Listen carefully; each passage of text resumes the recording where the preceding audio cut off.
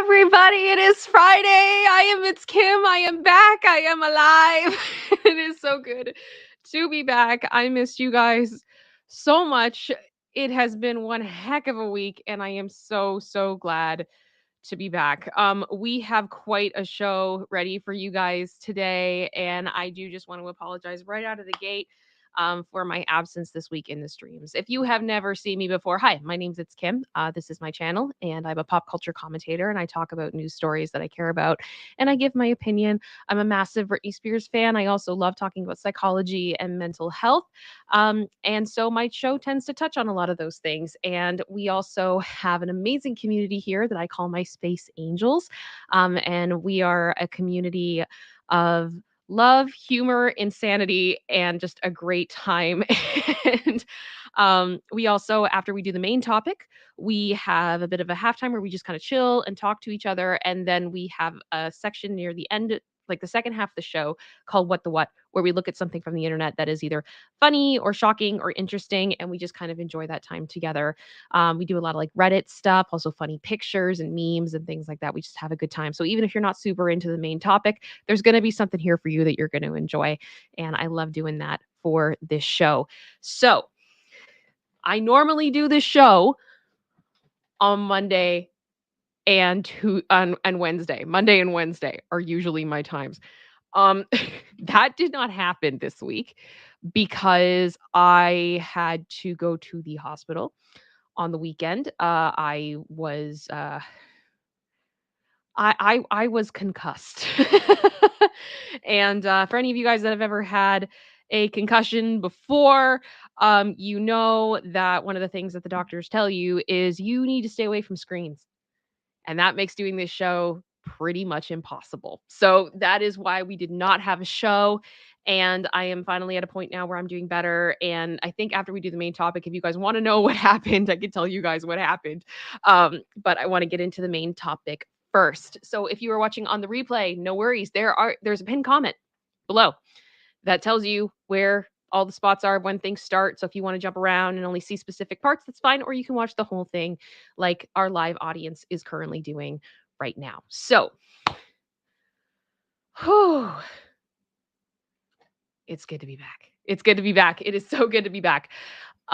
So we are going to be talking about Ms. Jamie Lynn Spears because I put out a poll on the weekend before I got hurt, asking what you guys wanted me to cover, whether you wanted me to cover Diddy or Jamie Lynn Spears. And there was a lot of people being like, yeah, we want the Jamie Lynn Spears. So I figured when I came back, I'm gonna do right by you guys, and we're gonna talk about Ms. Jamie Lynn Spears and the fact that she quit, guys.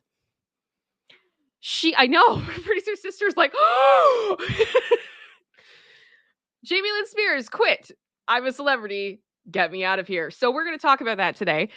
I do have to, though, before we get super into that, talk about the incredible support that has already been sent my way today, which is amazing. Thank you so much to General Scott, who gifted five memberships, as well as sent me a PayPal. Thank you so much for your support. That is super kind of you.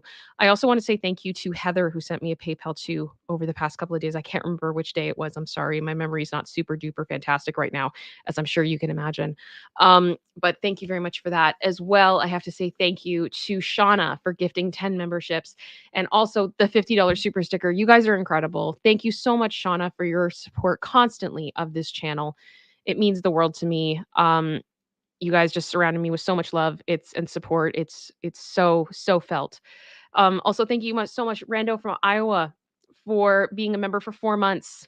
Thank you so much. And I am feeling better. Thank you so much for that. And the Chaos Druid for 2 months. Thank you. And saying, hope you are feeling a bit better, Kim. I'm feeling so much better than I was. You know, guys, I gotta be honest. Like the last 2 weeks have been a dumpster fire.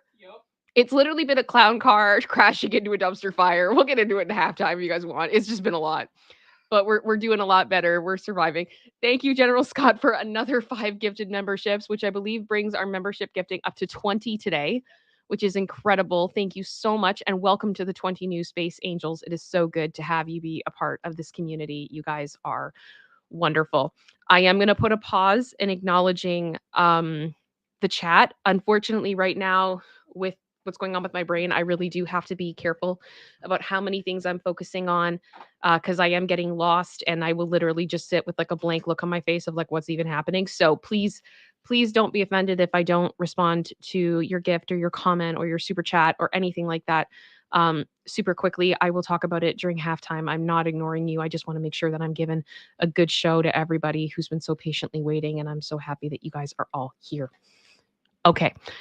So, Jamie Lynn, let's talk about it. So, as always, I have to do these disclaimers. This stream will include speculation and opinion, and should not be taken as fact. Always do your own research. And I always have a link in the description that has a bunch of sources that I have looked at that have brought me to the opinion that I have. So if you are wondering why I'm saying certain things, you are welcome to check out the document and check out the multitudinous links that are there, and do your own research and come to your own opinion. Also, hi, YouTube human reviewer. Nothing explicit is going to be shown. No trigger words are going to be said. I go to great lengths to make sure that I respect the community guidelines because I respect this platform and I do not want to do the wrong thing. I do my best to run this channel well and in a way that you guys are okay with. So please know that things will be censored accordingly. Also, did want to mention, especially as we're talking about this person in particular today, please don't send hate. Hate's not cute. I don't like it. And we can have opinions, but don't do anything that's going to harm anybody. You know what I mean? It's not cool. Also, this is a new one. Through today's stream in multiple parts, we will be talking about things that are loosely associated or somewhat associated with EDs. And there are resources in the description.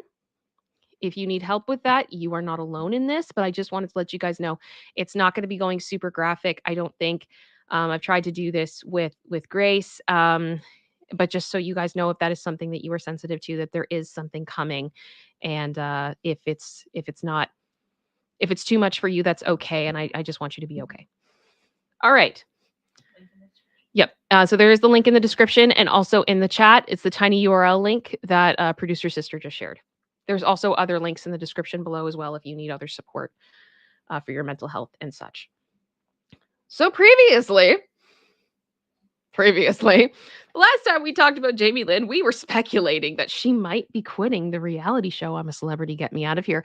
And we also went over the history that Britney had with her sister and how there had been rumors that Britney was nervous that Jamie Lynn was going to try to embarrass her on the reality show, and that Britney had asked Jamie Lynn, or it sounded more like a demand reportedly, to not talk about her because Britney's had enough of Jamie Lynn using her, like Jamie Lynn using Britney's name to make money and to get deals, which bluntly put, I think is fair. This has been a problem for a long time, that Jamie Lynn has really been capitalizing off of Britney, and I completely understand why she's had enough. Well, Jamie Lynn quit after 10, 11 days. Some publications are saying 11, some are saying 10, roughly that time frame. And if Britney did ask Jamie Lynn not to talk about her, Jamie Lynn didn't listen. Through the whole show, Jamie Lynn kept talking about Britney. At one point, Jamie Lynn actually talked about her family fighting and said that she doesn't talk about it publicly anymore, as she said that publicly on a reality show. Okay.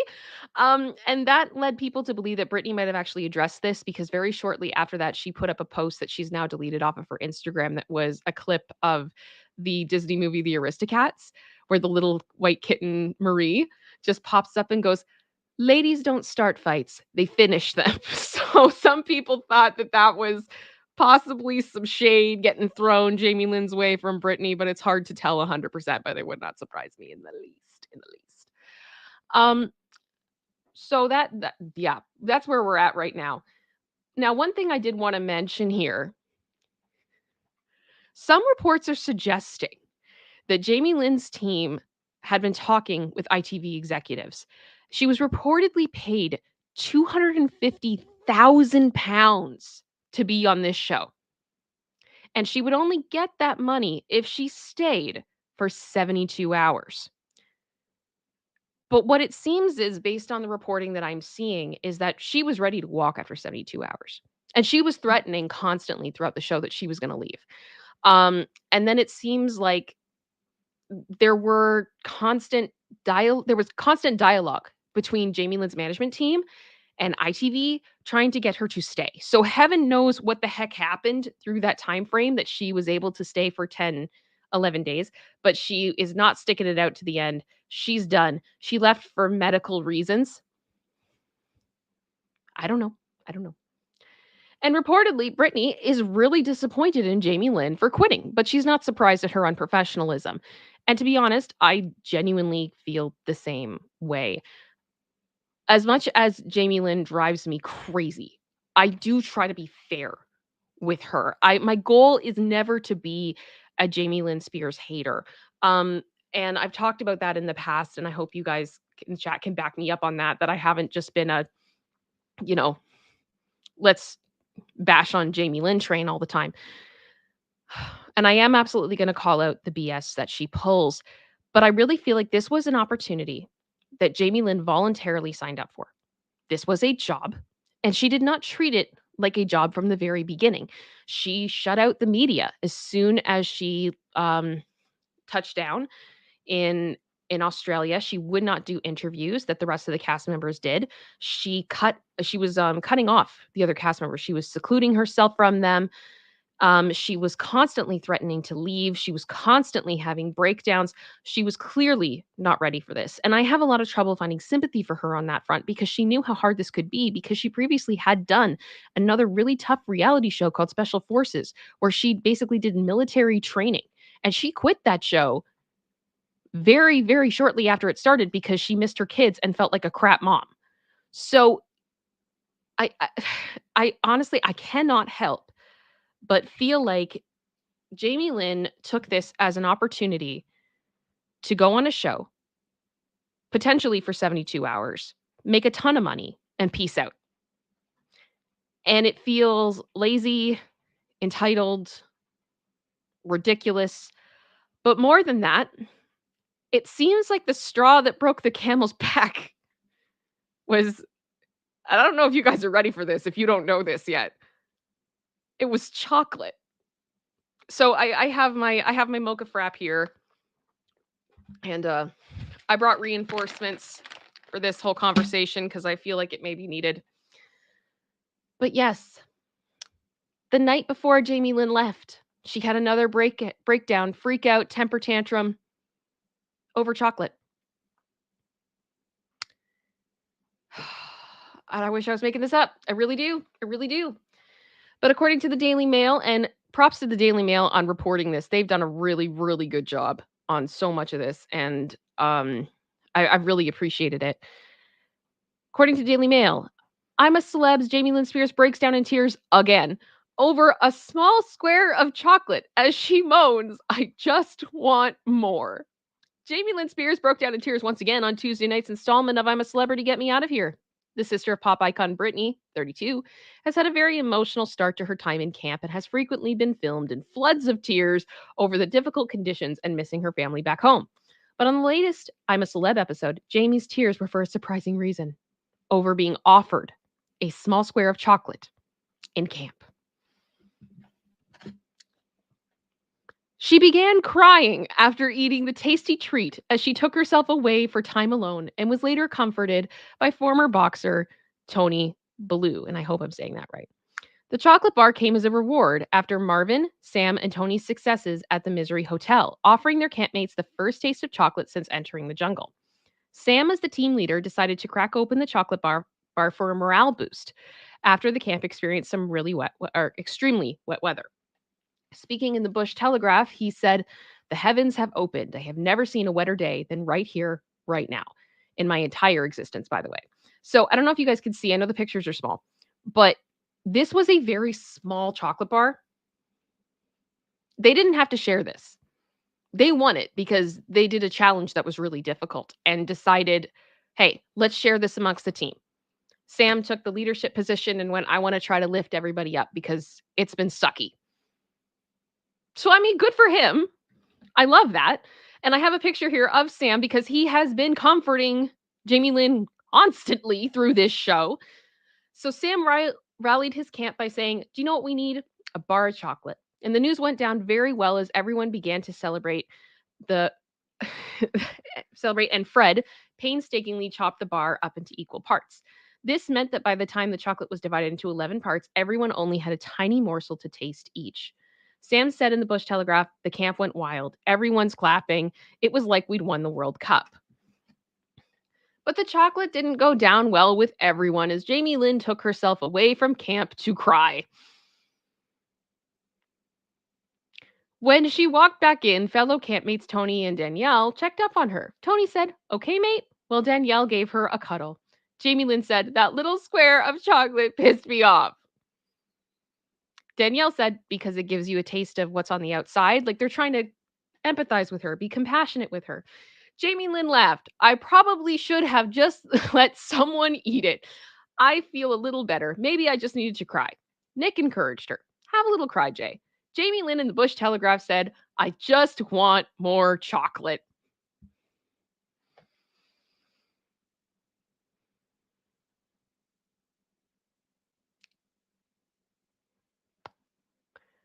So, as we end this journey of I'm a celebrity, get me out of here, the whole point that Jamie Lynn wanted to make with this was she wanted people to see the real her, the real Jamie Lynn. And I have to ask, did we? Did we meet the real Jamie Lynn? And this is also where I have to put on my Britney Stan hat. And I have to bring up a few things because, of course, I can never just see something for, what it is in the moment. I have to look at everything because that's what I do. And I'm going to open up my chocolate for this because I'm sorry. We're talking about it so much. Anybody else really craving chocolate now? That's just me. Just me. I haven't talked about this part in Britney's book very much because I understand that when Britney talks about Jamie Lynn in parts of her book, she's talking about her when she was a child. And I'm not going to judge anybody for being immature when they were a child, right? Like, we all would do things different if we could go back in time when we were kids, right? Or we just didn't know any better, to be fair. However, at points in the book, Britney describes Jamie Lynn as a spoiled child, who was Ariana Grande's song Seven Rings brought to life in the sense of, I see it, I want it, I got it, that type of thing. And there was a portion of the book that said this about her. So this is after Britney's been on tour.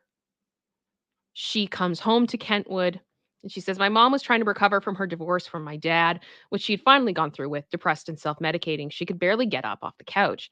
My dad was nowhere to be found, and my little sister, well, when I tell you she was a total bee, I'm not exaggerating. I had always been the worker bee. While I was doing my thing on the road with Felicia, I hadn't been paying attention to what was happening in Kentwood. But when I came home, I saw how things had changed. My mom would serve Jamie Lynn while she watched TV, bringing her little chocolate milkshakes. It was clear that girl ruled the roost." And the thing is, I would ignore this if this immaturity had not continued. But straight up, I think Jamie Lynn at points is Delulu. Like, I don't know what's going on. But for example, this happened while she was on the show. Jamie Lynn insisted that she has never taken anything from Sister Britney amid ongoing fight. So Jamie Lynn said on the show, "Sometimes we took it out on each other when perhaps we shouldn't have. I have never, ever. I have been the one person in her life, and she can say this. I've never taken anything from her, you know? I've been the one person in her life who always said, I just want to be your sister." Oh, really? Really? Really? Because I don't know if you guys remember from last week, but I brought the receipts on that. Payments to your husband from her estate through the conservatorship. Also, when you signed on to be the trustee of the conservatorship. I mean, those are two things right there. Also, when Britney got out of the institution, that she was scared for her life in, and she sees you, Jamie Lynn immediately starts going, OMG, I have this really great idea for you and me, she said after coming back from another meeting, as I learned, practically comatose against the countertop. Get this, a sister talk show. Every time we spoke, it was a new scheme, a sitcom, a rom-com. And Brittany also said, I felt betrayed by my father and sadly by the rest of my family too. My sister and I should have found comfort in each other, but unfortunately, that hasn't been the case. As I was fighting the conservatorship and receiving lots of press attention, she was writing a book and capitalizing on it. She rushed out salacious stories about me, many of them hurtful and outrageous. I was really let down.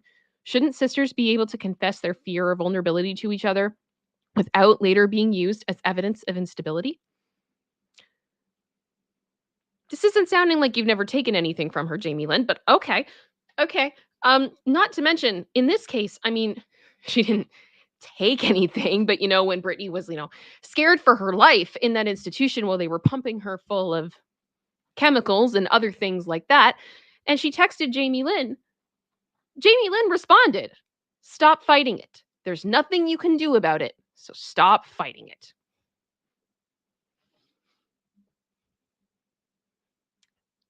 This is where I get frustrated because Jamie Lynn left the jungle in less than 2 weeks after going there voluntarily and getting paid a buttload of money. Britney was trapped for 13 years against her will and allegedly having her money taken from her as she was forced to work. And the things like chocolate, coffee, and so many of the things that she loved were taken from her as a means of control. So again, for 13 years, I wasn't allowed to eat what I wanted, to drive, to spend my money how I wanted, to drink alcohol or even coffee. I've been taking it to, and then so she's reflecting now on being out of the conservatorship in the book. And she said, I've been taking it a day at a time, trying to be thankful for the little things. I'm thankful that my father is not in my life. I don't have to be scared of him anymore. If I gain weight, it's a relief to know that no one is going to be there shouting at me, you need to pick it up. I get to eat chocolate again. As soon as my father was no longer around making me eat what he wanted me to eat, my body became strong and my fire came back. I also just want to say, and please understand that when I talk about this, I'm not trying to judge Britney's body or be negative in any way. And I hope that you guys can understand where I'm coming from on this. Britney is beautiful, worthy, valid, incredible, regardless of her weight. But this is what this woman looked like through the Vegas residency when she was put on a highly restricted diet because her father told her that she was too big. This woman, and I want to really stress here, these are paparazzi photos. These are not photo shoots. Or they are shots from her in live performances.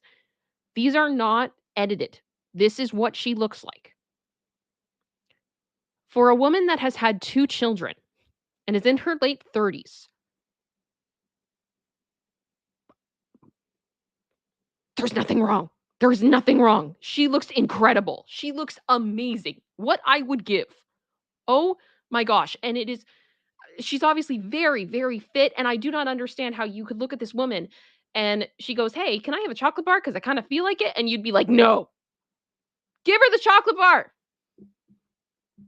Give her the chocolate. This is ridiculous. It's so stupid. And it's so sad to me that Britney must have looked in the mirror every day and saw something different than we all do because of how horrible the people in her life were around her. And the people that were supposed to be building her up were regularly tearing her down. And Brittany talks more about this in the book where she says, no matter what I did, my father was there watching. I couldn't drive a car. Everybody who came to my trailer had to sign waivers. Everything was very, very safe. So safe, I couldn't breathe. And no matter how much I dieted and exercised, my father was always telling me I was fat. He put me on a strict diet. The irony was that we had a butler, an extravagance, and I would beg him for real food. Sir, I would plead, can you please sneak me a hamburger or some ice cream to me?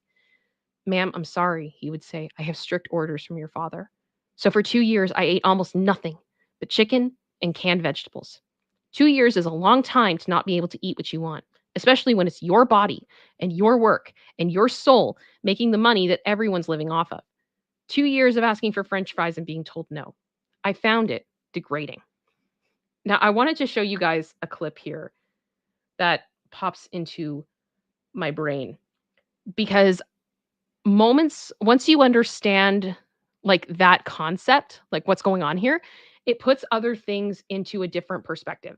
So I'm going to share my screen here quickly with a clip, and I've put a few little thingies over top of it just to protect myself from copyright claim. This is for fair use purposes. Hi, YouTube. I'm reporting the news, and I'm trying to give context here. This is in no way a replacement for watching the original clip, which I do have in my sources. So again, fair use. I hope we're good on that front. And guys, I have this up as loud as I can possibly make it, and I hope we are good. So here we go. This is a clip from Britney being on Extra from the time that she was in Vegas. And Mario Lopez, who has known her for a long time, surprises her with cupcakes.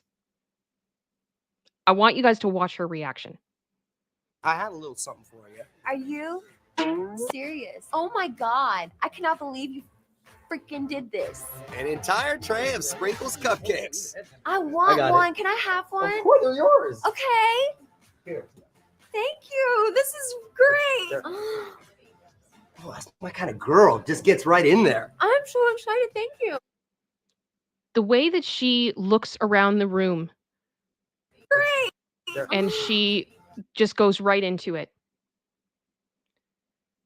And I honestly wonder, looking at this now, if this was something that maybe Mario knew. That Mario wanted to give her the opportunity to have something that she wanted and knew with the cameras rolling that nobody would dare make a scene. So she had the opportunity to have it, and he could do that for her. Clips like that, I know people sometimes have thought they're really cute. For me, they break my heart. They make me really sad for her because that was her reality. And I just, those are the moments I kind of like, I don't want to forget about that stuff. You know what I mean? So I say all of this because when Jamie Lynn got out of the jungle, she went on Instagram and posted this. A shot of a bowl of ice cream she's eating, which of course reminds me of that quote we just read. And I want to be clear that I don't have a problem if Jamie Lynn Spears wants chocolate or ice cream or whatever. I have an issue with the constant disconnect and disregard that Jamie Lynn shows when it comes to her sister and what she has endured. Jamie Lynn consistently bites the hand that has fed her, clothed her, sheltered her, opened up doors for her, and it's just absolutely ridiculous. And I have no sympathy for her on that front at all. And it appears that she is absolutely oblivious to the pain that she has caused Britney and will continue to use her whenever the opportunity presents itself. Even if Britney reportedly says, please don't talk about me. Please do this on your own. I want you to have your own things. I want you to be known for who you are. I want what's best for you. I still love you, even though you've hurt me this much. Please don't embarrass me. Please don't do these things to me. And Jamie Lynn just turns around and does exactly that because it benefits her. And she has 250,000 reasons right now that justify her doing that. And honestly, I think part of what I'm attempting to explain here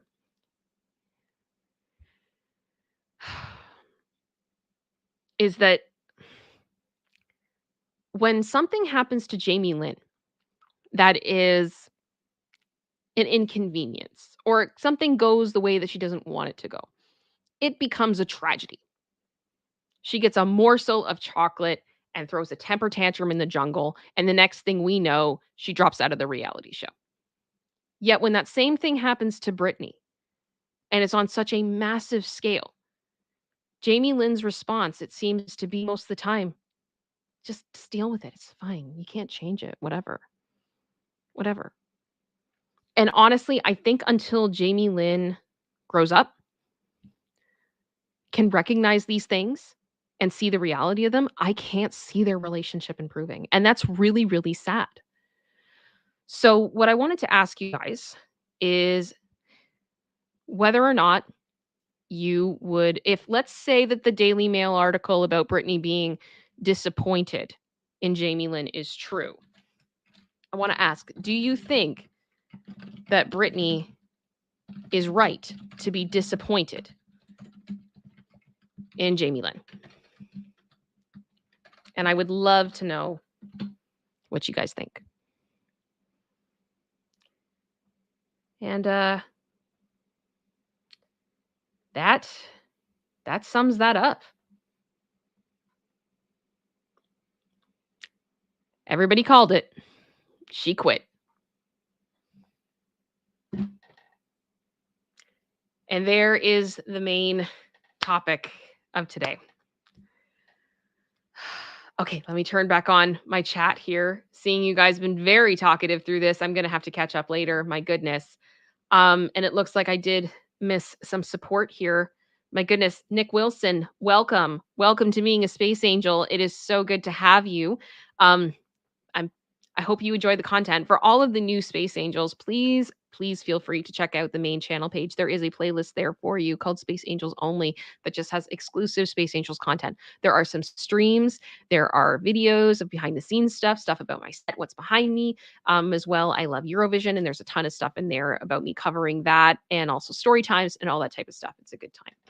So I hope you guys enjoy that. Danny Scales, hello. Thank you for the super sticker. I have to go back to the other window now to see which one it is. It's the pair. Thank you very much. And also Jean Rick, thank you so much for the $1.99 super sticker of the hippo. What up? Thank you, Jean Rick. And I'm just double checking. I think I am up to date on everything else. Oh my goodness. And thank you, General Scott, for gifting another 5 memberships. So does that bring us up 25 now? 26? Yes, with Nick. Yes. Okay. Thank you very much, you guys. You guys are wonderful.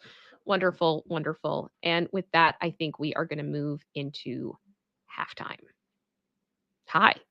I am going to ask everybody, we got 150 people in here right now, which is amazing. Please hit that like button. It helps me out tremendously. And I'm also going to call out all of you who are watching that are not subscribed, because I'm seeing the analytics.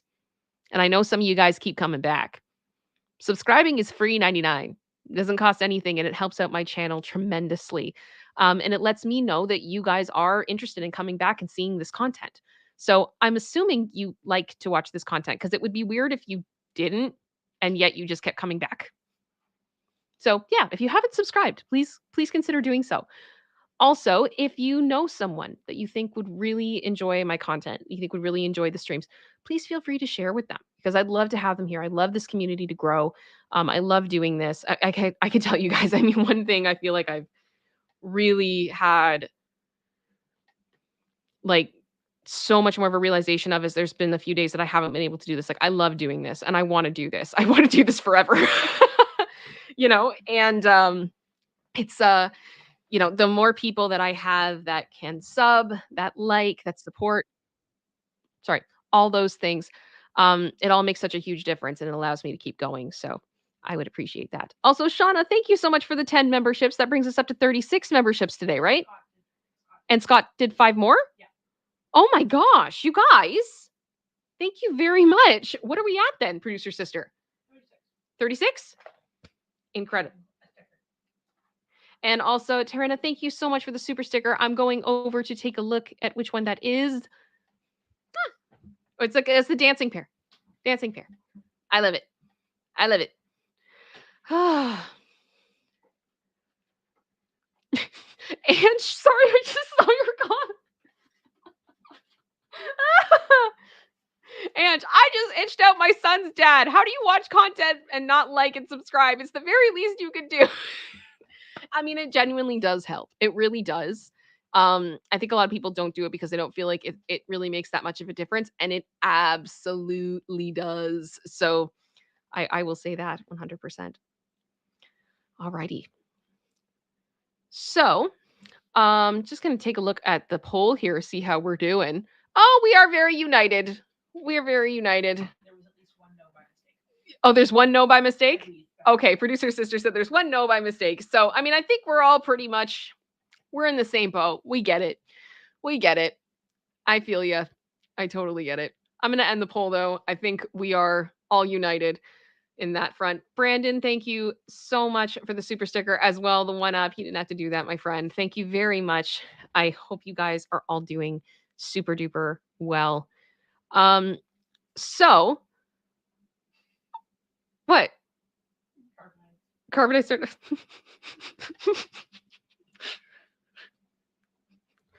Carbonite started to sobs uncontrollably while holding an O. Henry. It's so sad. I want more chocolate. And that's the thing. Like, one of the things I said to producer sister, like, I would never do a show like that. I don't do well with stuff like that. It's not fun. I would never want to, like, that's just not a fun thing for me. And if you know that you have trouble when you have those types of luxuries taken away from you, and I get it, like, I'm extra. I have no desire to do that. My husband's a big fan of camping. I'm like, no, I will glamp. You can camp on your own.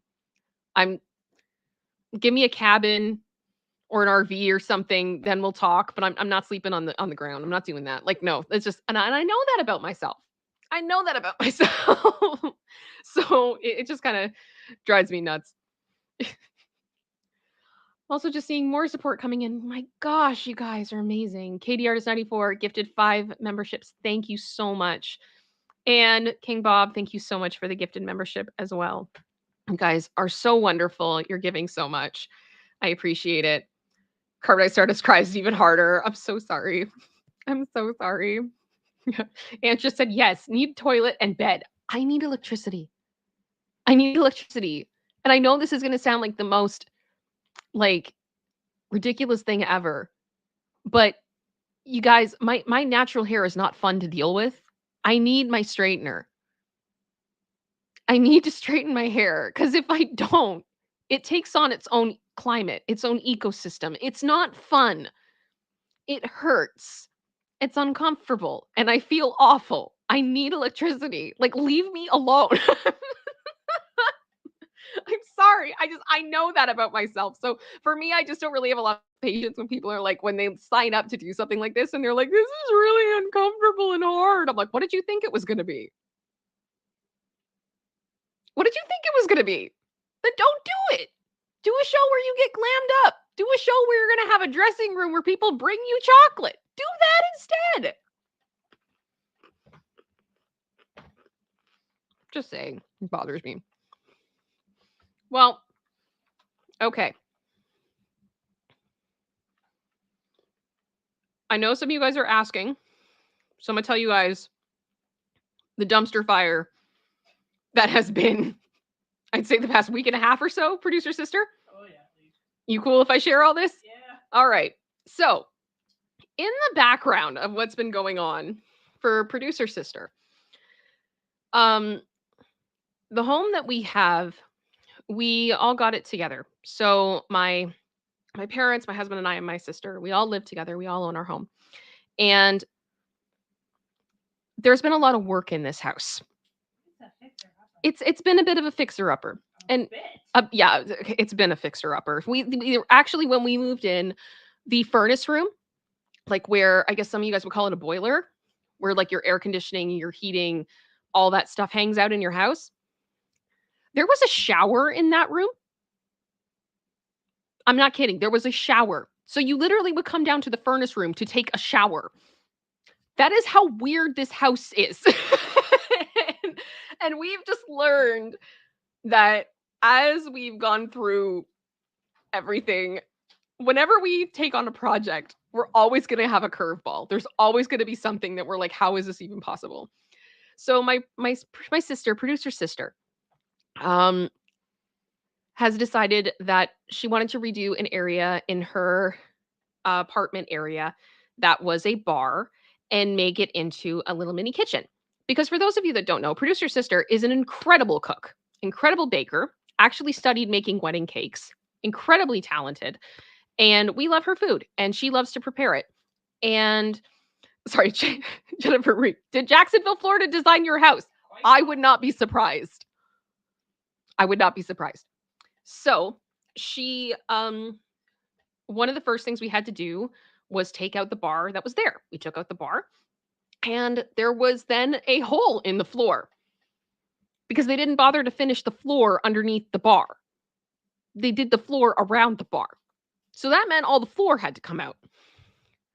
Then we take out the floor. The floor is not level.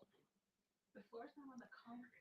The floor is also, what is it? Sorry? It wasn't on the concrete. They built it up on 2x2s. Right. The floor was not on the concrete. They built it up by 2x2s, and the floor was like on an angle. Then, as we're trying to figure that part out, all of a sudden we see water. Well, the 2x2s have rotted out. Yeah, the 2x2s are rotting, and there's water. There's a crack in the foundation, and we're just like, we just wanted to make a small kitchen. What is happening? So we're going like, okay, this just became a much bigger issue. Thankfully, we have an incredible friend who does a lot of home improvement stuff. He's a master electrician. We love him to death. Yeah. Project Metal Music, yes, is this house. It was built by a Jacksonville builder. 100%. So we were able to talk to a few professionals. Thankfully, the crack was not as big of an issue as we thought it was going to be. That has now been fixed. We are good. So we've continued with the construction project. So we were dealing with that. So on the heels of us being like, That was Friday. right? So Saturday, we're having this like, we're not going to have to spend as much as we thought we were going to spend to fix our frickin' house. Hooray. As half of our, the floor in that room is now ripped up and everything's a mess. So we're very relieved. So I order pizza, we go ahead and we're just going to have a night together as a family. And there is a knock on the door. And I go to the door and I open the door. It's an Amazon guy picking up a return for my husband. At the moment that I opened up the door, there was a massive gust of wind.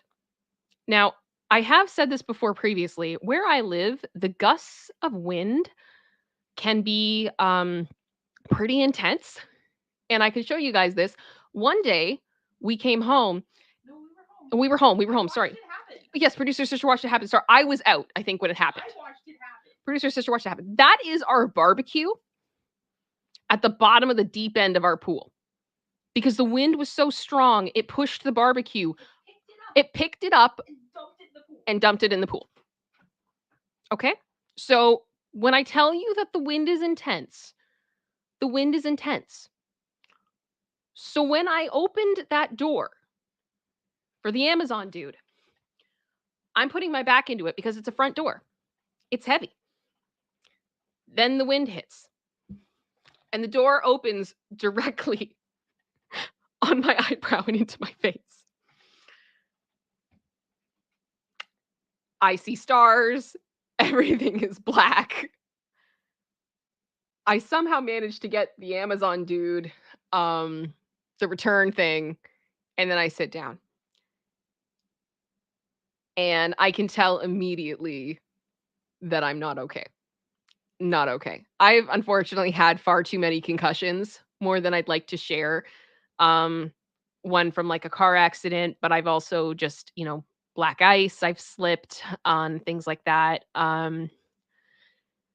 One time I hit my head on a vent in our crawl space. That wasn't good. But every time it's happened, it hasn't felt like what it felt like on Saturday night.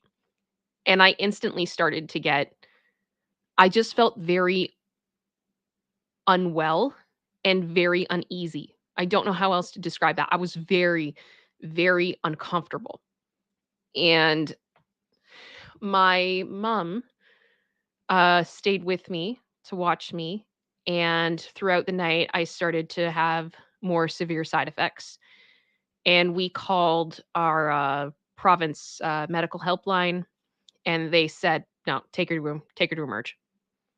Take her to emerge. So off I went Sunday morning. I was in the emergency room, and they took a good look at me. And basically the emerge doctor said to me, like, you are concussed, was the way that he put it. Not concussed, you are concussed. And you're not doing anything for a few days at all. And I looked at him and I was like, well, what exactly do you mean by that I'm not doing anything? And he said, you cannot look at screens. You're not going to be moving around. You are going to be in bed, and that is it. And that is all you are doing. And if any of these things start, you have to come back here immediately. because we don't think you're like super, super bad, but this is not mild. So if you want to get better, this is what you got to do. So I really didn't start feeling like myself, I would say, until I'd say night of Wednesday. And that was very frustrating.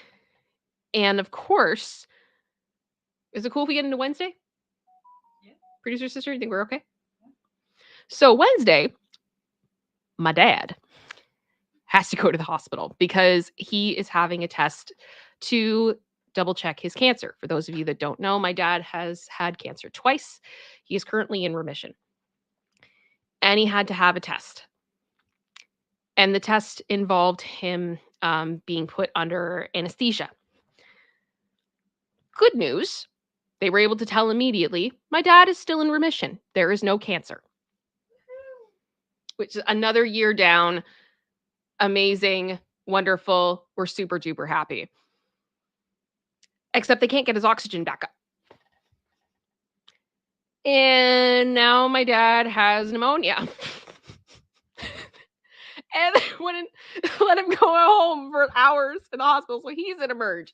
And we're all just sitting at home like, what is happening? What is going on? And I really can't help but feel like this is the perfect representation, this image of what my life has been over the past week and a half.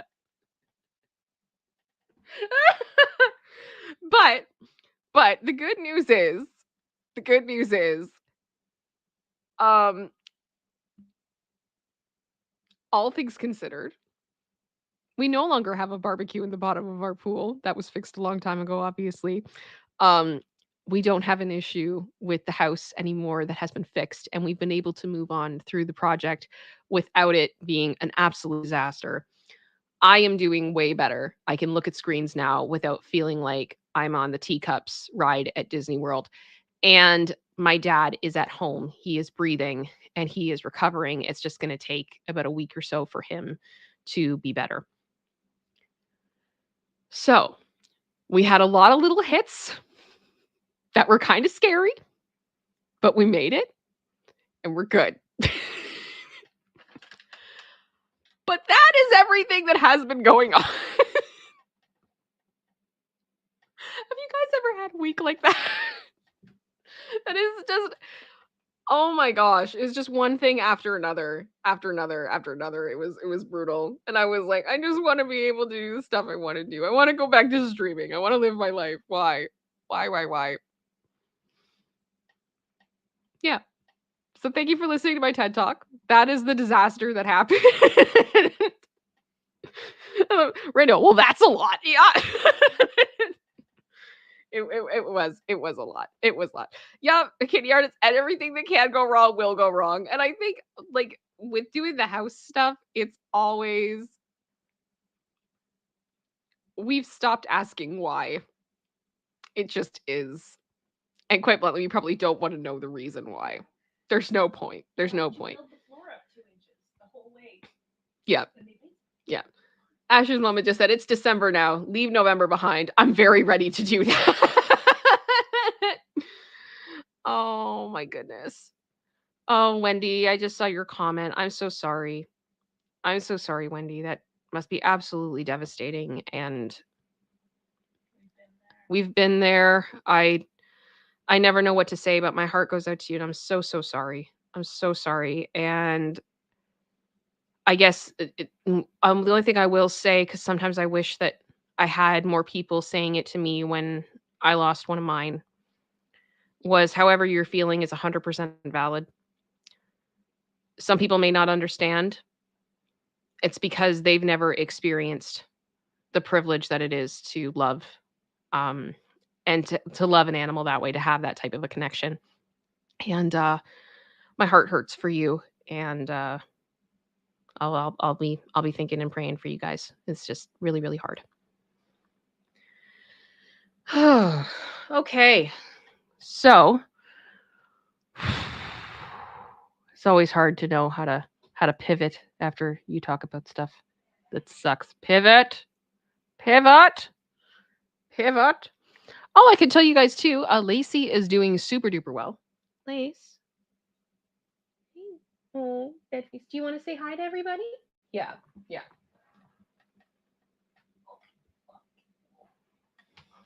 she was just asleep, so she's got some, as I call it, not bedhead, bed face. Here she is. Everybody say hi. She's doing really well. She's done all of her treatments as well. So things are starting to calm down and get back to normal, which is really nice. General Scott just said, I feel ya. Sunday night, tripped over my dog. Oh gosh, caught the TV stand with the corner of my left eyebrow face.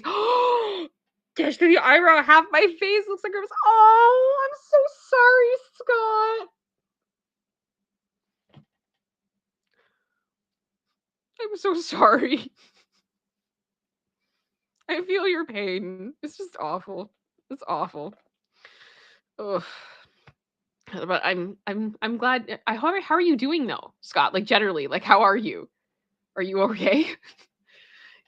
Just double checking. Carbonite just said, how is her teeth? Her teeth are doing great. Her teeth are doing fantastic. We're starting to try to play with balls again with her now, so doing really well. Okay, General Scott. Gonna be a cool scar though, so totally worth it. Always gotta look on the bright side of life. Do-do. Do-do. Do-do. Do-do.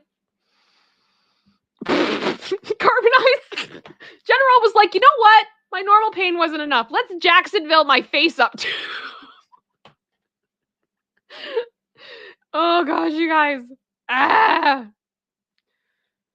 Yeah. JJ Hyacinth said, I saw my iPad with the December 1st and it shocked me, even though I've been paying bills all day. Haha. I'm never prepared for December 1st. I'm like, I don't know. I think I still have that. Like, I've heard about it from some people that, got through when the world went crazy in 2020, that it's like some of us are still like, no, it's still, isn't it still? Isn't it still? My brain is not ready for 2024. It's just not. It's not here. Not here for it. Hi, Linda. I'm home now. Oh, I love you too. I hope you're doing okay. And things are going okay and you're keeping cool. It's all good. Yeah, Chris Barber, I'm glad November's over. Me too. Bye, Felicia. Well, you guys, we have a what the what. We have a what the what. And it's a continuation of a what the what that we've done previously with the cruise control mother-in-law. And I have to say, the responses I have gotten from this what the what are very entertaining to me. I cannot believe how many of you have become invested in this and you're like so ready for it, which I have to say, I love it. And I'm glad you're ready for it.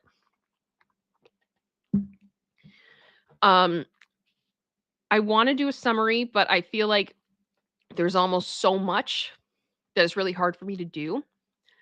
And I think there is a bit of a mini summary at the beginning of this. And this is a different story.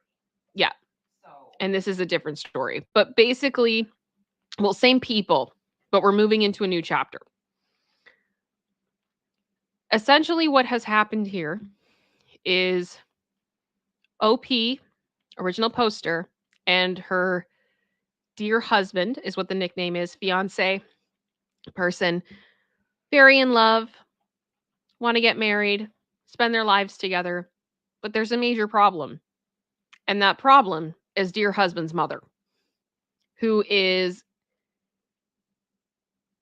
such a raging narcissist, has absolutely no understanding of boundaries whatsoever.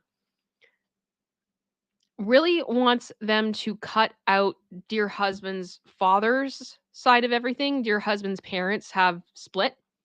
So mother-in-law is no longer with the dad.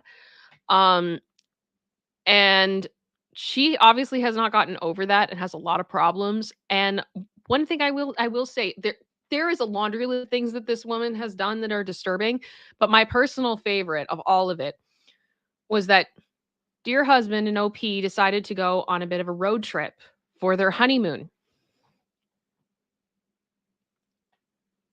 Cruise control mother-in-law crashed the honeymoon. She got the room next door.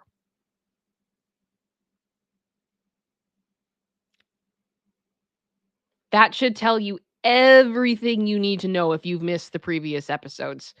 But I highly recommend that if you haven't seen it, that it'd be a great thing for you to look at this weekend and have fun. It's been the past 2 streams previously, and we've had a lot of fun. So, Brandon's like, oh, heck no. Yeah. And then when they were like, why are you here? This is weird. Mother-in-law was like, you're so selfish. This is what's wrong with your entire generation. Because they didn't want to share their honeymoon with the mother-in-law. I don't know how to write this. I can't. But that's pretty much where we're at. So, here we go. And is it until a couple understand that they actually settle on the name cruise control? Okay. They were written simultaneously. So, the mother-in-law is going to get the nickname Cruise Control, but we know that that is coming. So, just so you guys are aware. The other thing I wanted to just give another little heads up about is, as I said in the beginning of the show, and I wanted to give the trigger warning about EDs because of Britney's diet being restricted. We are going to be talking about another situation within this that could be triggering to some that are sensitive when it comes to EDs. So if you have a lot of trouble with that, please just be aware that that is coming. And there are resources in the description. We found a couple of links that can help you out if you're struggling, but just so you all are aware that that is coming, and I hope you guys are okay. So here we go. Tales from Mother-in-Law, aka Cruise Control. Now, one of the things that we are doing while we do this is I normally read this right off of the screen. We're not going to like the screen that you guys are seeing. I make it bigger and I pull it up just because of the concussion. And this is, I'm looking at 19 pages worth of text right now to go over. So I'm trying to have it be larger so I don't have issues reading it. So I'm going to be focusing on that. If you guys send in support, I will absolutely acknowledge it and thank you guys when we are through this. But I have to do this to make sure that I'm able to read this for you appropriately. So I hope that's okay. So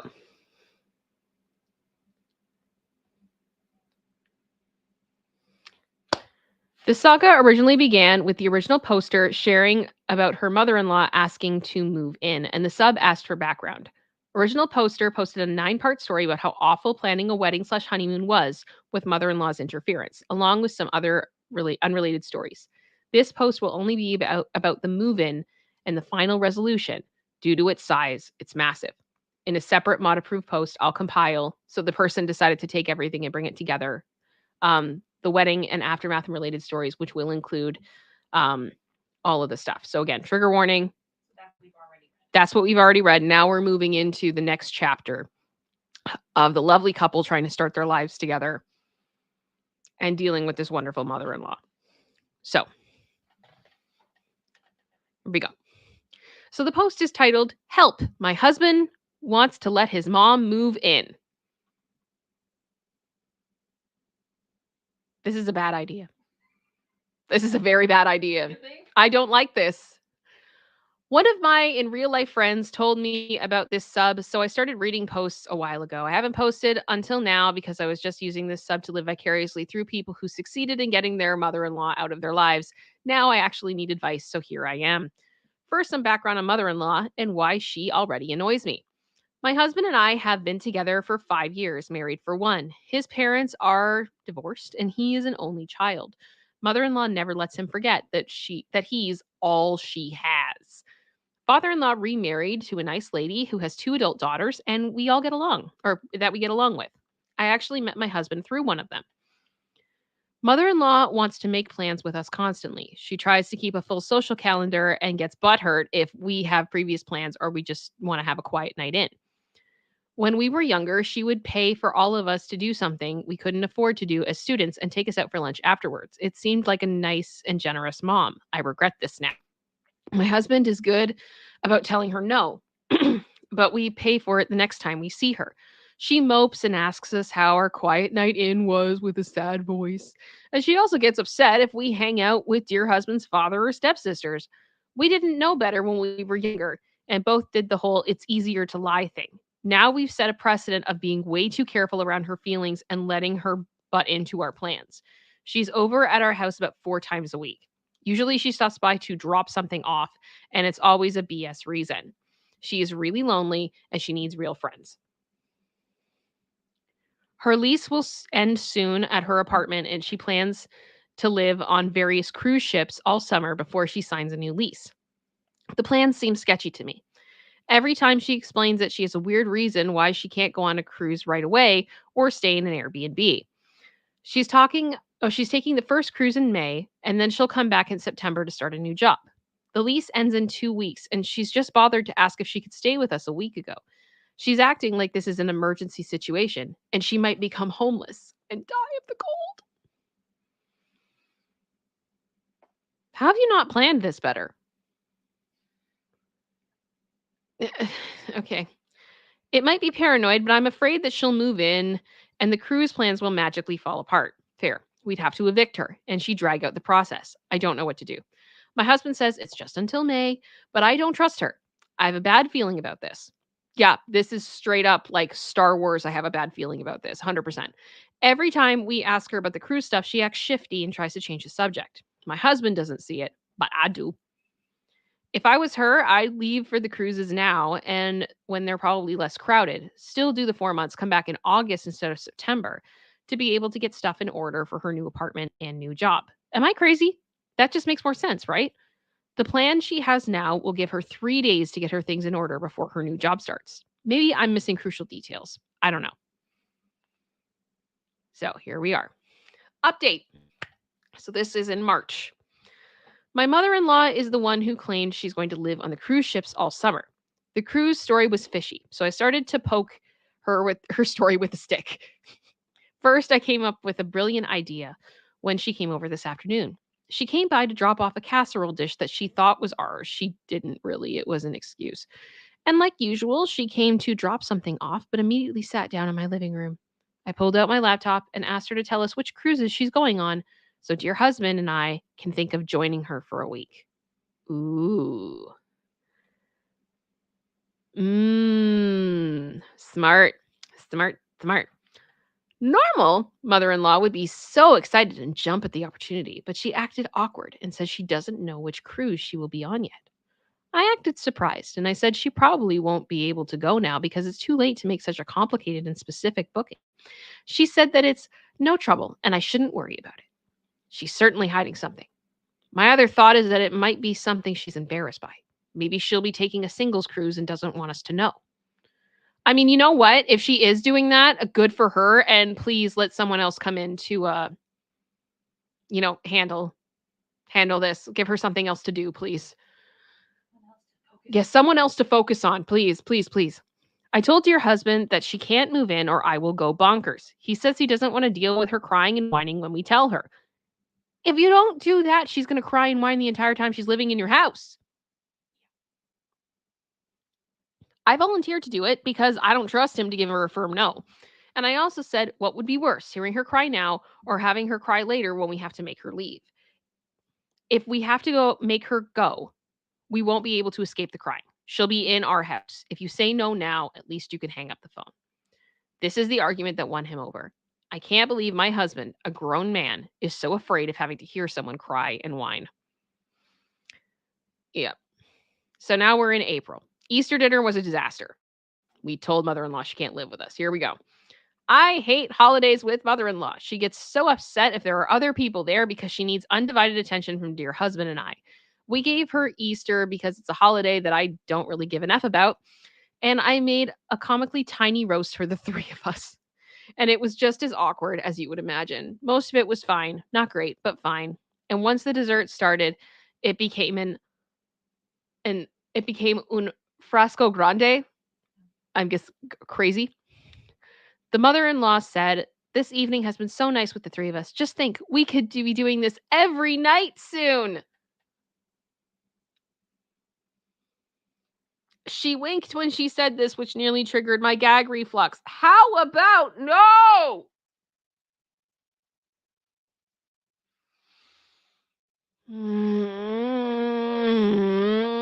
Is anybody else being like, no, we're not doing this? No. No.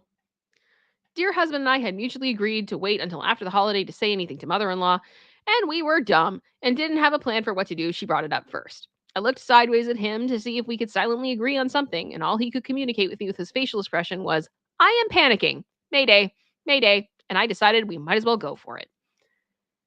Actually, mother-in-law, since you brought it up, we have discussed it together a lot, and we've decided we can't host you. We will help you find a place to stay and help you with moving, but that is all the help that we can offer. She looked like I slapped her and asked me why, with tears in her eyes. I said that we had had bad experience with family staying for only 2 weeks, and that 6 weeks or more, and that 6 or more weeks was not a burden on my marriage that I was willing to undertake. I love and value my husband too much. Here we go. She started crying in earnest, mascara running down her face, the whole 9 yards. She was so sad. We didn't care about her awful situation, and in between sobs, acted very upset and blindsided that I could ever think that she would be a burden on my marriage. Why would that be a surprise?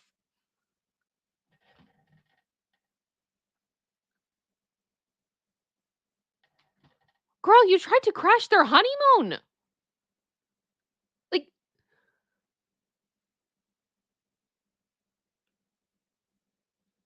I got nothing. I got nothing. Notice that she directed it all at me, not dear husband. He was being silent as a mouse. Dang him. I couldn't help but feel angry at this. She was the entire reason that we eloped instead of having an actual wedding. She crashed our honeymoon. Thank you. And she has been a burden from the beginning. She actually interrupted us having, oh my gosh, a few days ago, and it wasn't the first time. We both sat and watched her son and talk about how we have no regard for her feelings. You have no regard for their privacy or their marriage. This is disgusting. This is so gross. Like, ew. Ew. Sorry. Ew. I can't see it, but I see the chat going. Everybody's like, no.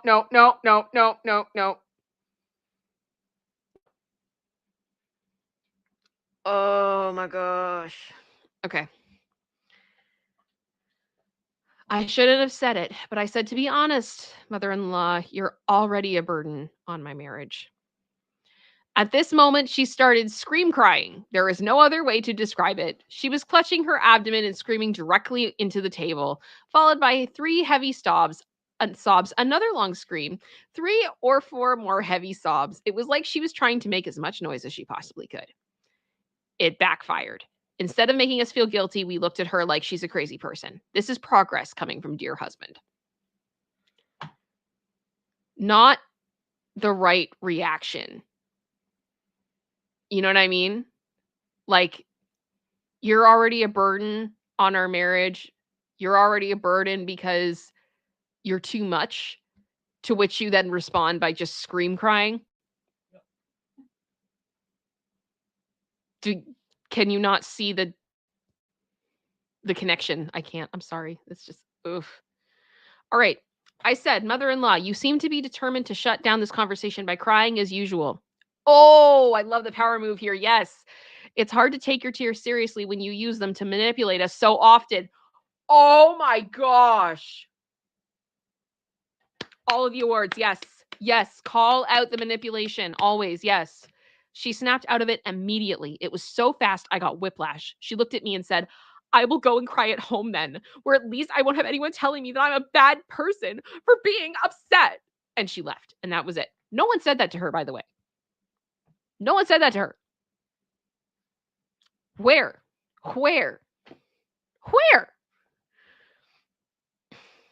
That reminds me. You guys, I've added a meme today to the stream because I have not read all of this. I'm reading this for the first time alongside with you. Producer Sister has given me a few warnings and a little bit of context so I know what I'm walking into, but I don't know all of the details.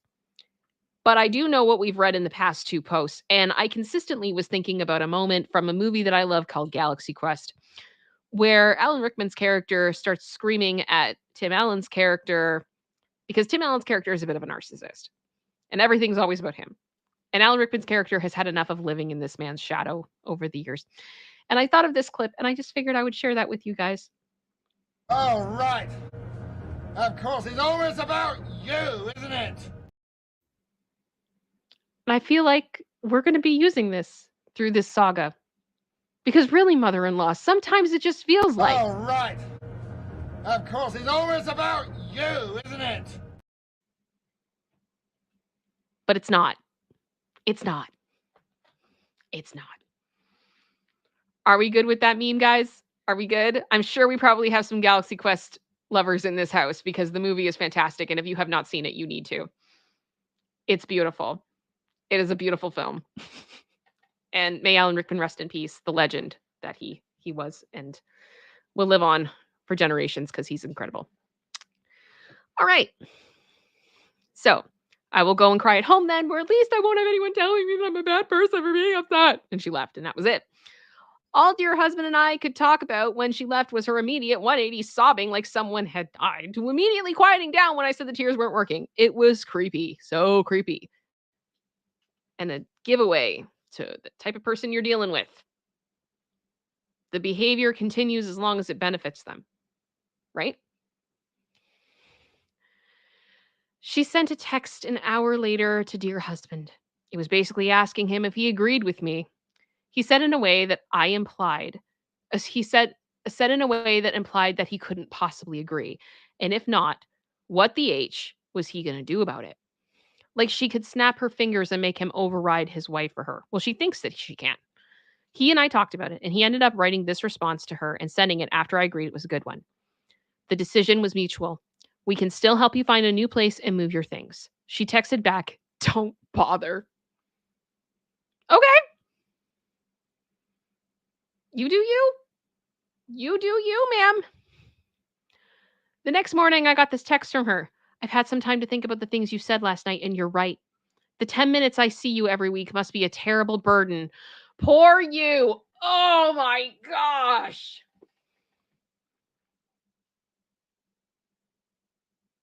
How does this woman not understand why people don't want to be around her? This is exhausting. You won't have to put up with it anymore. I won't have to miss having to choke down your disgusting food. Do us all a favor and stop making that lemon cheesecake. Everyone hates it. We had the lemon cheesecake for Easter dinner the night before. It's dear husband's favorite, and he always opts for it instead of birthday cake, which is why she's salty about it, because she used to bake his cake for him every year. People request it from us all the time. She's full of ish. Well, I mean, I feel like I would just respond to that, like, but didn't you want, like, every night to be like this? Yep. Every night? And you know what I would honestly do from there on out? Every time I saw her, I would bring that lemon cheesecake. I'd even if I was bringing another dessert, I would make a personal size one just for her with her name written on it. Forever and ever. I'd put one on her grave. Sorry, I know that's really petty, but I'm like, no. Not that I need to defend myself to you all, but I'm a good cook. I believe you, OP. She's just a picky eater. She hates most spices, onions, all peppers, most beans, any meat with fat that she could see, tomatoes unless they're pureed, meat with bones, all seafood, mushrooms, any potatoes other than red potatoes and most vegetables. It's hard to serve her food, but I do my best. But honestly, this woman hates garlic bread. Who hates garlic bread?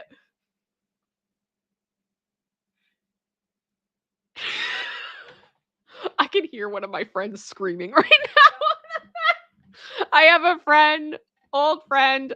Every time she comes over, I make sure I have garlic bread. I send her home with garlic bread because she loves garlic bread so much. It's just what we do. Who hates garlic bread? Okay, no. Okay, I know the polls are being dumb right now, and some people are having trouble being able to see them. So here's what I'm gonna do. Put a 1 in the chat if you love garlic bread. I want to see these ones. I'm sorry. Exactly. Thank you, General Scott. I honestly am like, if I understand if you have like a gluten issue and bread isn't your thing, I'm not judging you that way. Although I do hope that you would be able to find some good gluten-free bread and you'd be able to have some good garlic bread. There isn't a poll, Kyle. I just saw your message. There isn't a poll because I know they're not working properly. Yeah. Jackie just said 1, and I'm fussy. Like, who doesn't like garlic bread? That should be a warning sign. That should be a warning sign. Jennifer.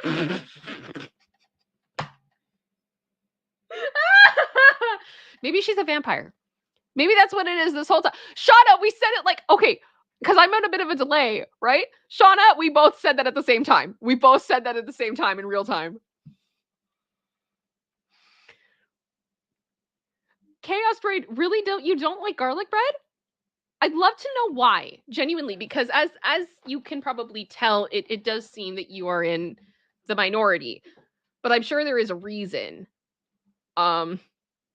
Yeah, Jennifer, we figured it out. She's a vampire, you guys. She sucks the life out of everyone. And oh my gosh, it's like when you invite them in your house for the first time and then they just keep coming back. She's a vampire. Oh, the Chaos Raid. I just don't like it for some reason. Oh, I'm sorry to hear that. I hope, though, maybe one day you're able to try one that's really, really good. Maybe you've just had really, really crummy ones, because I think most people really, really love garlic bread because it is really, really good, especially if it's cheesy. Oh, the cheesy garlic bread. Cheesy garlic bread. But you know what? To each their own. But I also just kind of feel like I think mother-in-law maybe is just saying she doesn't want certain things because she can control things then. Because if she can eliminate all of these things, then she gets to decide what everybody does and gets to control everything, right? That's my bet. Marcia just said those foods mother-in-law hates maybe because of an autoimmune disease. My sister can't have most of those foods for those reasons. And I mean, that's fair, but I feel like if that was the case, we probably would know. Like, she would have said something about that. I kind of get the feeling it's just sorry, Rando, you're killing me. I kind of get the feeling that this is just her trying to take control. And if it was a health issue, I'm sure, dear husband would probably be sticking up for her more in that regard of like, well, it's not her fault that she's super limited in what she can eat, but you guys, your comments are absolutely killing me. Rando, first chocolate, now garlic bread. Stop!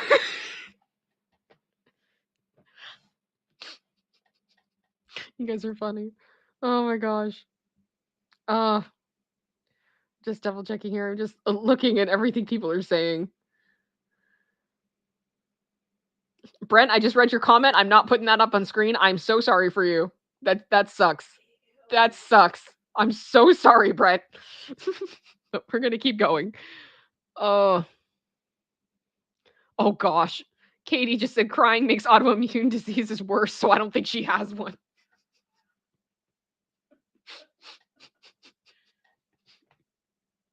And that's the tea. That's the tea. Okay.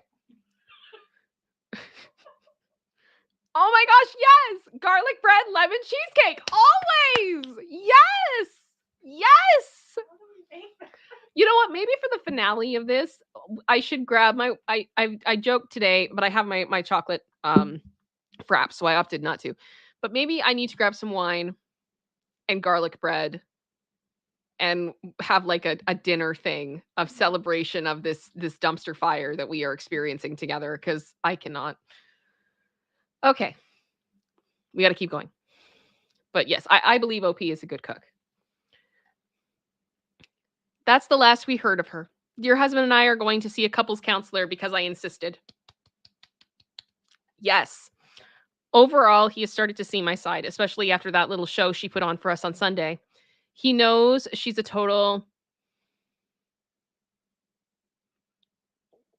blank, but he still thinks he has obligations to her. I'm trying to show him that he doesn't, but that's a process. And yeah, it's true. I mean, I think that dear husband has obviously experienced years of what I would consider to be narcissistic abuse. That stuff changes you. That stuff messes with you. And I think just the fact that he can see that there's something wrong here is a massive step forward.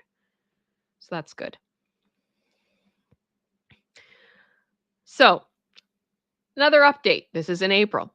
I really need a name for her that isn't mother-in-law who claims that she will live on cruise ships for 4 months. I like Choco Ono because she screams like Yoko and claims she has to choke down my food and is highly disruptive to any group dynamic. I also love some of the ones people came up with that reference her hatred of garlic bread. Lots of funny vampire names were suggested. We're on it, guys. We're on it. She went 9 whole days without texting us. Oh, that must have been lovely. Can you believe it? She finally texted dear husband the following. This is ridiculous. I think I raised you better than this. She does this a lot. She sends cryptic texts that show she's upset and doesn't say why. She wants people to ask questions so that she can unload all of her feelings onto them. Yep. She won't do it unless you put up some pretense by asking her the questions she's fishing for. I find this so exhausting, and I'm trying to get dear husband to recognize this pattern. He doesn't see it because he isn't fluent in passive aggressive. Somehow, despite being raised by her. I mean, if that's been your normal, you know, it's awkward. It's awkward. He didn't take the bait. We discussed it and agreed her text wasn't an effort to reach out like an adult. It came across as blank and rude, and I'm sure that she is angling for an apology. Not going to happen. Good for you. Good for you. Next update. April 22nd. So this is almost 10 days after. 10 days after. She finally broke. Her silent treatment never lasts very long. 3 weeks is actually pretty impressive coming from her. And you know what? I'm so happy that you guys had that 3-week break. I hope that was healing. I really do. She texted, I call a truce. Like we were at war. There's...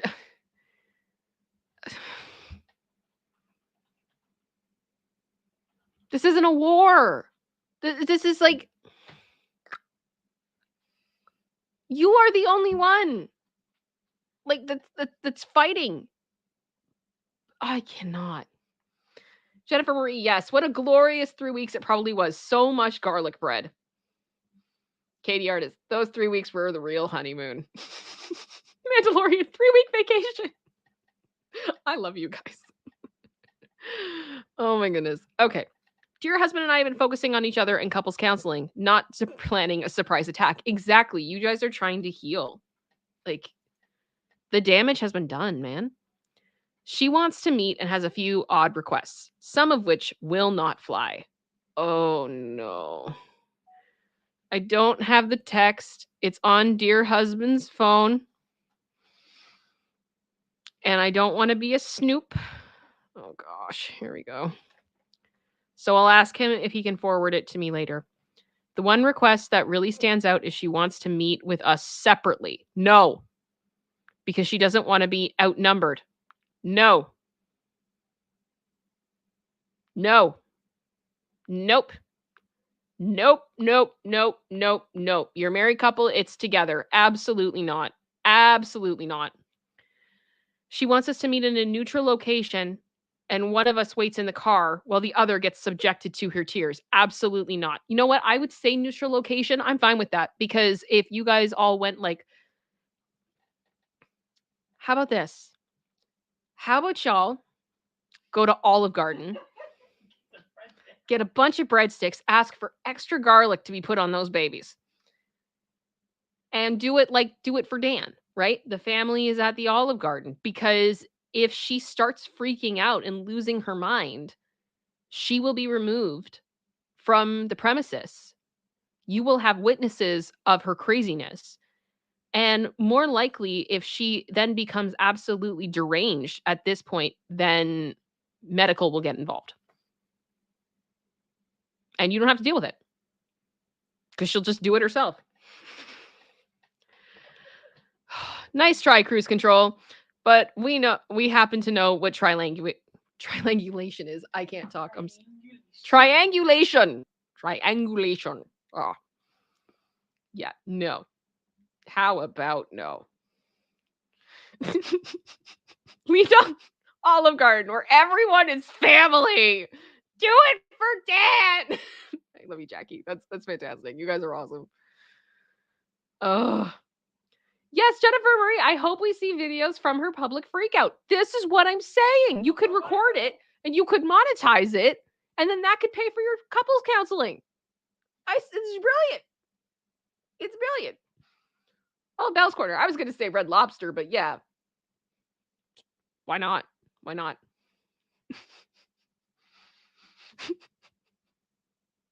Oh, King Bob, thank you for the 14 months. I just saw this come through. You need to sail an ItsKim Do It for Dan t-shirt.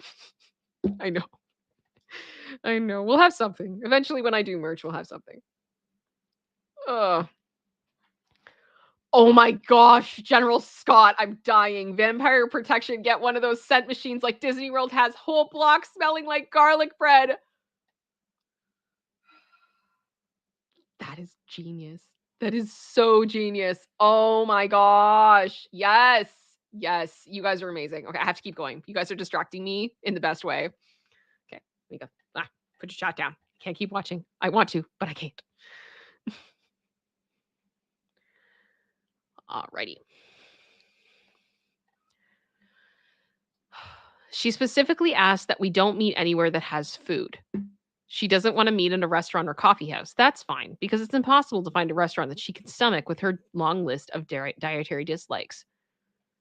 Go to Starbucks. They sell coffee. Go to Starbucks. Dear husband hasn't responded, but he has read the receipt. He has read receipts turned on, so she knows we got it. We're going to think it over and talk about it in counseling, which will be on Tuesday. She's waited 3 weeks. She can wait a little longer. The one thing we immediately agreed on is that we're not doing the BS meetings thing. We're a couple and we will be treated as such. The end. Yep. Edit. It's kind of weird that I feel like I don't have anything to say to her. I just have no desire to meet. She's done so much and it's been such a pain, but it seems like nothing we say will ever get through to her. I just feel like meeting gives her what she wants, interaction, and we'll walk away from the meeting angry or disappointed. Oh, you're going to walk away angry or disappointed. But if it is a situation in which you can start to, really put your money where your mouth is with your boundaries, it might be worth it. Just my opinion. Okay. April 26th. This isn't something she's ever done before. First, we got a message from a friend asking us if she's okay because we saw her at the store and she looked deathly ill. That was a week ago. We said it's probably she's depressed and quickly explained that she wanted to move in. We didn't think much of it. Cruise control usually texts or calls, so it was strange to us that she was trying to FaceTime with dear husband. She called on FaceTime several times and he didn't pick up. Finally, she just recorded a video of herself and texted it to him. She has lost a considerable amount of weight. Her eyes look sunken. She looks really bad. In the video, she tells dear husband she hasn't been able to make herself eat because she's so sad he won't talk to her. Oh my gosh. It's been almost a month and she's lost a lot of weight. She looks like a corpse. Do we treat this problem as an ED or try to get her treatment for A? Or do we view this as a really insane manipulation tactic and refuse to give in. She's literally unaliving herself. She's obviously doing this at least partly to get our attention. Otherwise, she wouldn't have tried a face-to-face meeting and video calls with us. Okay, I need the chat.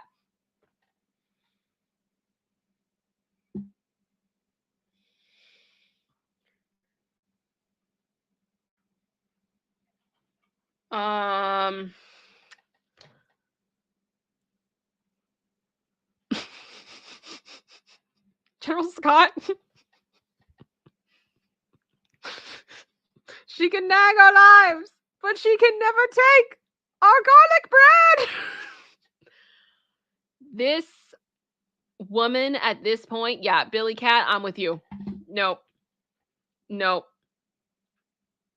Because the thing is, this is such, honestly, I feel like she knows exactly what she's doing.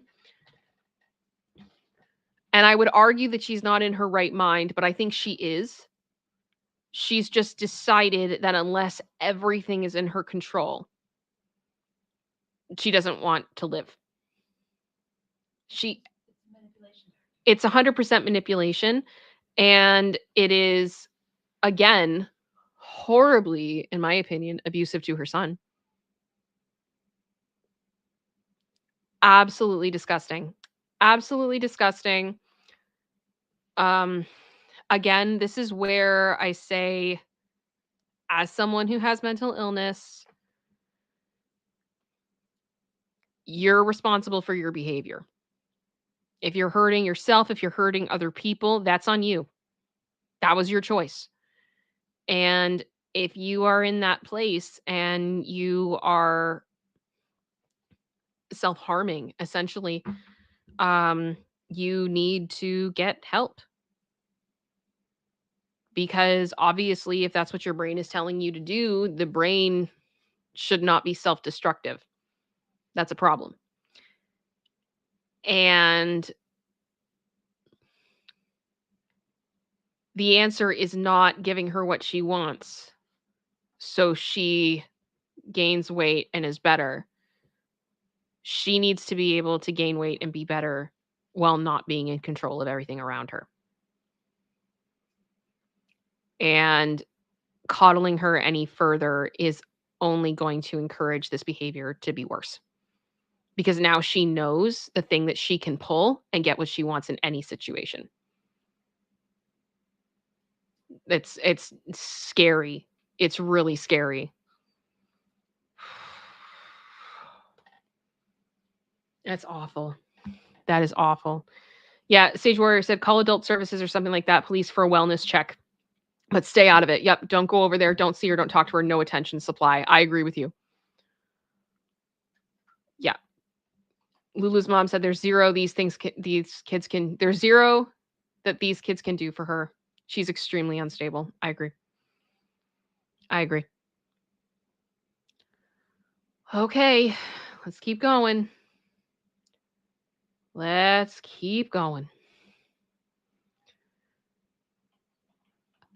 I'm trying to find out if we can have her involuntarily committed to a facility that treats EDs, but it's usually the parents sending their kids there, not the other way around. It's also too late in the day to make phone calls, so that will have to wait until tomorrow. We've reached out to our couples counselor, but this is really outside of his purview.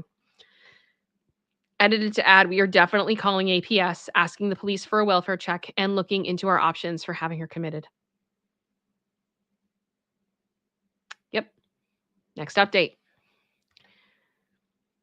May 1st. I've made calls. I've begged and I've pleaded. They've seen the video she sent as well as the photos comparing her weight from 1 month ago to her weight now. She has convinced them that I'm a spiteful daughter-in-law who has it out for her. She even has them convinced that I'm jealous of her dangerous, terrifying weight loss.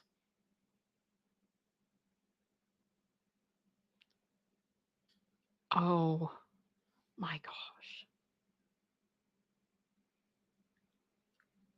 I can't. So we're wiping our hands of her. Either she's in danger or she's fine, and that's just a diet. You can't have it both ways, cruise control. The narrative right now is she's fine. So as far as we're concerned, she's fine. Good. Therapy is good.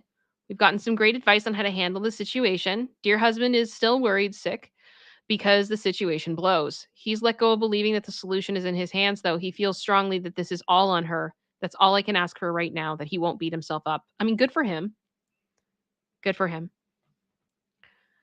She texted me about how I'm a B after she received a welfare check. As always, I am 100% to blame, and dear husband must not know that I am doing these things to her. Right? Right? Because All right. Of course, it's always about you, isn't it?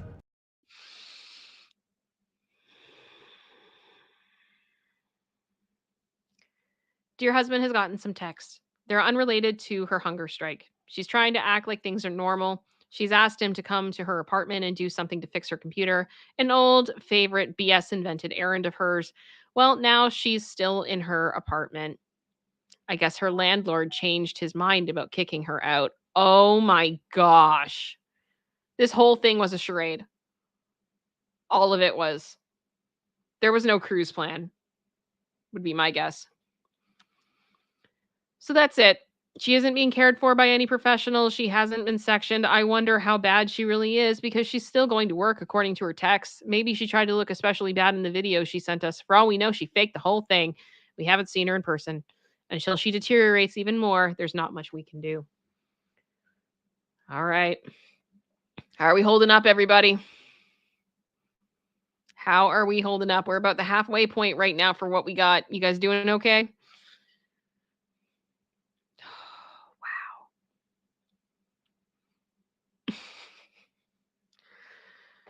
Oh, I just opened the chat to see you guys. Let me just check in here with everybody. I just saw, hello, Hen Solo. Yes, I had a concussion. I'm fine. I'm fine.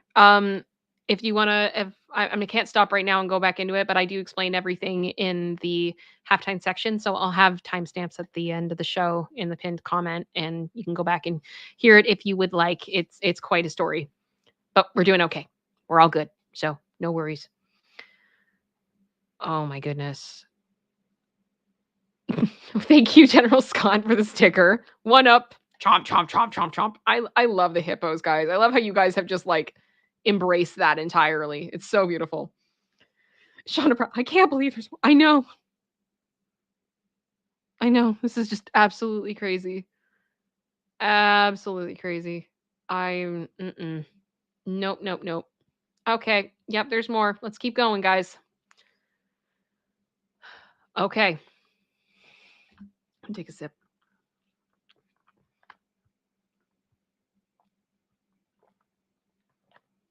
It was more than a sip, but I think I needed it. Okay. Next update, May 4th. Cruise Control has been hospitalized for dehydration. Fantastic!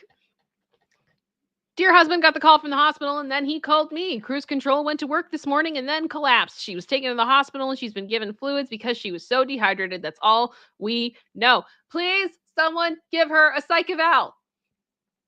Please. Please. The call wasn't from Cruise Control, and it didn't come from her cell phone. The call was through work, and the call was forwarded to his desk. Assumedly, Cruise Control told a nurse your husband's name and workplace and asked them to notify him. She knows we ignore calls from her number. We're debating on how to proceed. We're both still at work. Dear husband thinks it would be good to give her health care provider some info, such as the video, but I told him that we don't know if she's really starving herself. We just know that's what she claims. If she's starving herself, then the doctors and nurses will be able to tell. Surely that would be one of the first things they'd notice. Yeah. I want to show her that we will not magically reappear the moment her butt hits a hospital bed. Keep telling him that I'm worried that she will learn that putting herself in the hospital is the best way to get her attention. If she does this over and over, she will destroy her kidneys. And you know what? If she's going to self-destruct that way, that's her freaking choice. How incredibly sad is it? How incredibly sad is it that instead of her being accountable for her own behavior, for getting her own help to be able to repair the relationship with her son, that she would honestly rather unalive herself than be accountable for herself? That's pathetic. I'm sorry. Absolutely not. Producer sister, is that mean? No, she's I can't. She's decided she's willing to do this by any means necessary. It's just her ability, like her need for control is so much more important than anything else, than her own son. Ew. Just ew. Part of me wants to call the hospital myself and then text your husband that I've already handled it, but I'm trying to let him think his way through this stuff and coming to a good solution himself. Yep. The therapist warned me against infantilizing him because I've expressed frustration with him in a way that shows I don't think he's capable of making the smart choice. Since his mom already treats him like a child, I need to show him that I know and I believe he is a capable adult. This will be my exercise in showing him I believe in him. I told him my thoughts and concerns, and now he needs to choose. Okay. Update. Dear husband took his lunch break early to drive to the hospital. He called ahead and asked to talk to her docs in private. He's going to explain that our therapist has advised us not to see her in the hospital. We went over this scenario when we learned about the hunger strike. And he's going to show them the video and let them know that APS has already investigated. As long as he manages to do this without cruise control getting a visit from him, I'm happy. Okay. I mean, I think that that's not a bad way to do it because nobody can be like, he didn't care. He cared enough to talk to the doctors and to do what all of the wise counsel and doctors around him are telling him to do, essentially, with the therapist and everything else. Okay. Although I think if I did go visit her in the hospital, I probably would bring her the lemon cheesecake. Or some garlic bread. Mm-hmm. Okay, next one. Cruise control.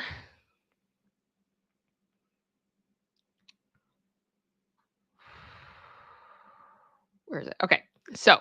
This is just a snippet from the original story. Oh, okay. Because it. Okay.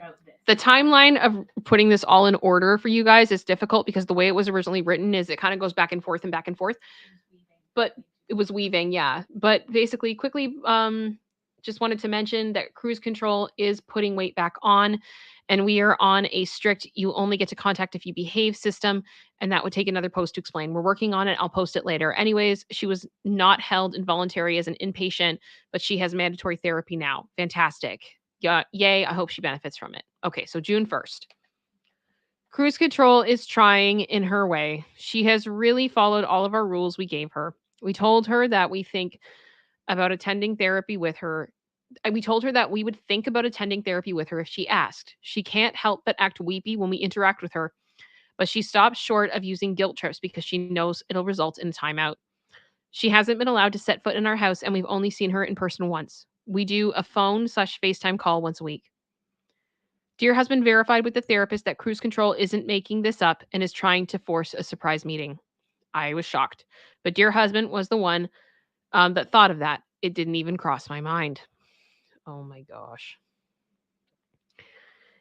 It will be us, cruise control, and cruise control's therapist. This therapist won't have met us before this point. It seems worrisome to me that we will have to represent ourselves and our point of view as two people to a therapist that already knows cruise control. An hour just isn't enough to convey how bad things got. I'm sure cruise control didn't say the worst parts of her behavior since she can't recognize them herself. My son and his wife wouldn't let me crash on their couch for a few weeks, and it made me so depressed I stopped eating. Sounds better than I tried to manipulate my son and his wife into letting me move in temporarily when I had no intention of moving out, and when it didn't work, I threw a fit and went on a hunger strike. Yep. You know what, though? I do want to say, I feel like a lot of therapists, they can be really good at seeing through the stuff. Because obviously, even if the original, like, if her reasoning of, my son and his wife wouldn't let me crash on their couch for a few weeks and it made me so depressed that I stopped eating.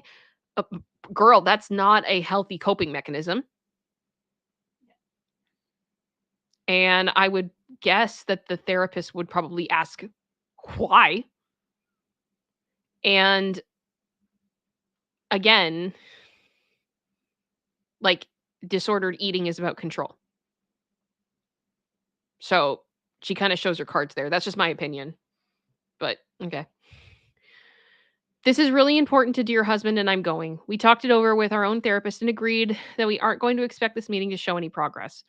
If it hasn't been that long and cruise control is really deep in her reality, all we can do is share our side of the story with the therapist and give some context and hope that it benefits cruise control's progress.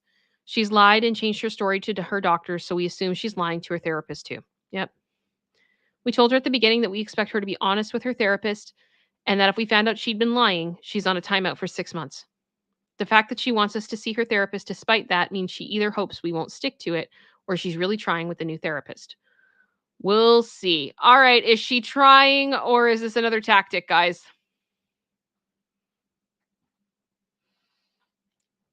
I'm curious to know what you guys think. General Scott, I agree. Bring the garlic bread. Yeah, I think it's BS. I think it's tactic. That's my opinion.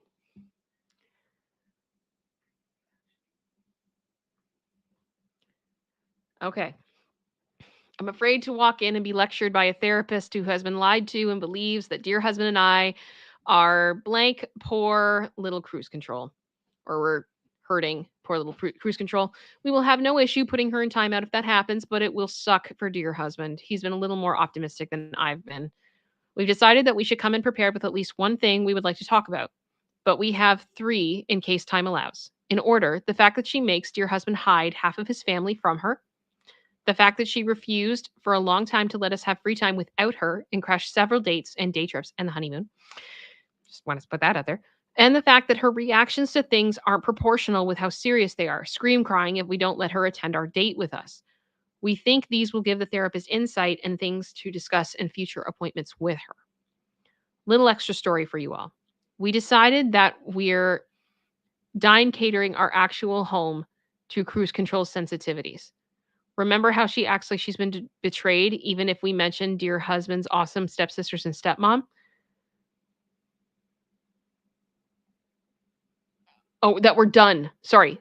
We decided that we're done catering our actual home to cruise control sensitivities. Okay, there we go. Remember how she acts like she's been betrayed, even if we mention dear husband's awesome stepsisters and stepmom? We finally printed out some pictures with them and added them to our picture wall. We had some upstairs in the hallway, but now they're prominently displayed in our living room. Good. Good.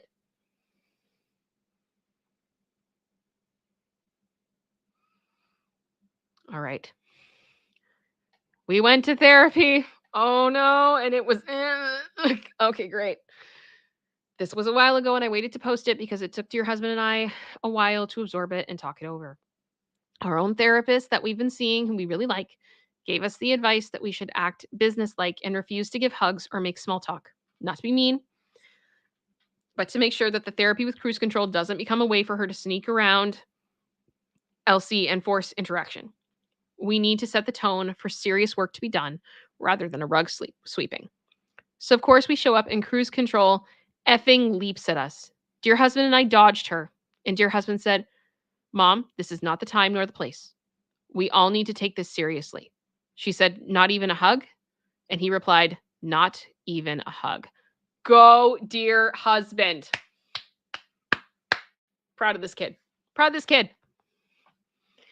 We had emailed the therapist beforehand, but we also brought a hard copy of our list. The therapist asked us if we have anything to say before we get started. Dear husband piped up and said, yes. I want to address what just happened outside the office so that cruise control understands our reasoning. We spent a few minutes on that, and cruise control said she understood. The therapist said she was going to focus on the bullet points on our list that involve 3 of us, rather than those that are observational about cruise control's behavior. Understandable, and that she went straight for the moving in debacle. I was glad because I still don't understand what was going on and why we can't be 100% sure that she wanted to live with us permanently. Okay.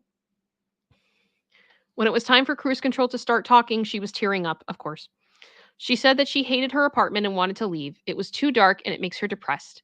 And she had decided to live on cruise ships for half the summer. Dear husband said, you told us that you would be doing it for 4 months, and now it's 1 month.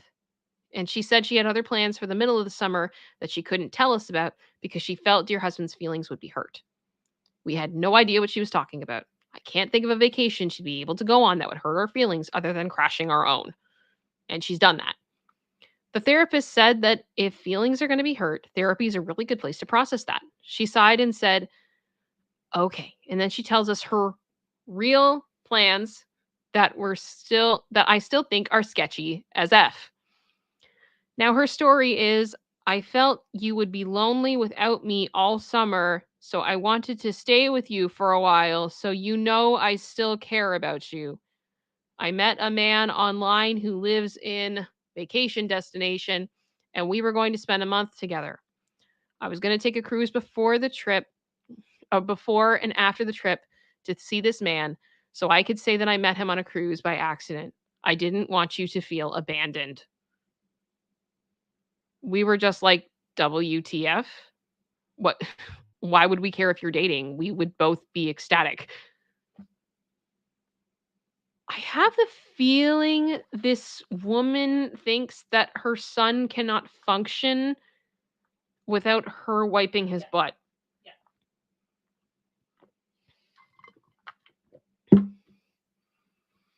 Thank you, Jennifer. How does I hate my apartment mean I must live with you? Lady, get another apartment. For real, though. For real, though. What is this world that she lives in? Dear husband reminded her that he has a close relationship with his stepmom and dad.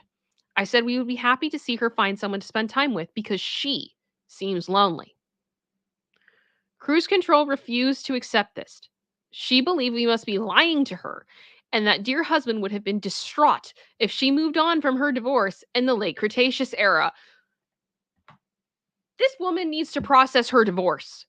Yep. Oh my gosh. Oh my gosh. Delulu world. 100% Katie. Mandalorian, we have a master manipulator. WTF, tell her to move to Jacksonville. Please, go. Go. Go. Therapist kept saying to Cruise Control that we seemed pretty genuine. I think therapist gets it. Because what she just said makes no sense. Therapist is going to see right through that. Now that we were on the subject, we spoke for a while about what a burden it is to be 100% of her social calendar and how we would love to see her find some friends or a hobby. Dear husband said that he was worried about the new job and whether it was real and hoped that she was going to be okay because we can't take her in if her employment doesn't work out. When we asked if the job was real, she just said the job is there if I want it. She couldn't give us a yes or a no.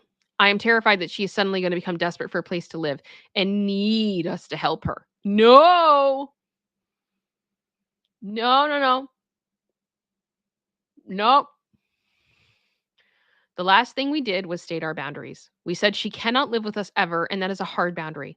We said we'd do therapy with her no more than twice a month, and that we would stop if we suspected she was lying to the therapist or using therapy as a way to get her dear husband fixed instead of working on herself. We also said we were unwilling to let visits get to the point that they were ever again. We understood that we were weaning her off. We understood that weaning her off might be good for her, but it would very likely be bad for us. We also shared a list of things we'd like to see from her, like an apology, genuine attempts to find new people to socialize with, honesty, and for her to get used to the fact that dear husband's step family is a huge part of our lives. We haven't agreed to go back, and we haven't been asked. All we can hope for is that we gave the therapist some things to ask Cruise Control about. She needs a diagnosis like yesterday. Agreed. We haven't been seeing her in person. We have a policy that she doesn't know about, which is that she can call all she wants, but we will only pick up twice a week. If she calls more than once a day, she is on a secret timeout. She hasn't tried to drop by because she knows that would mean a timeout for a long time. We've been seeing family and dear husband's dad/stepdad a lot more, which has been wonderful. Okay.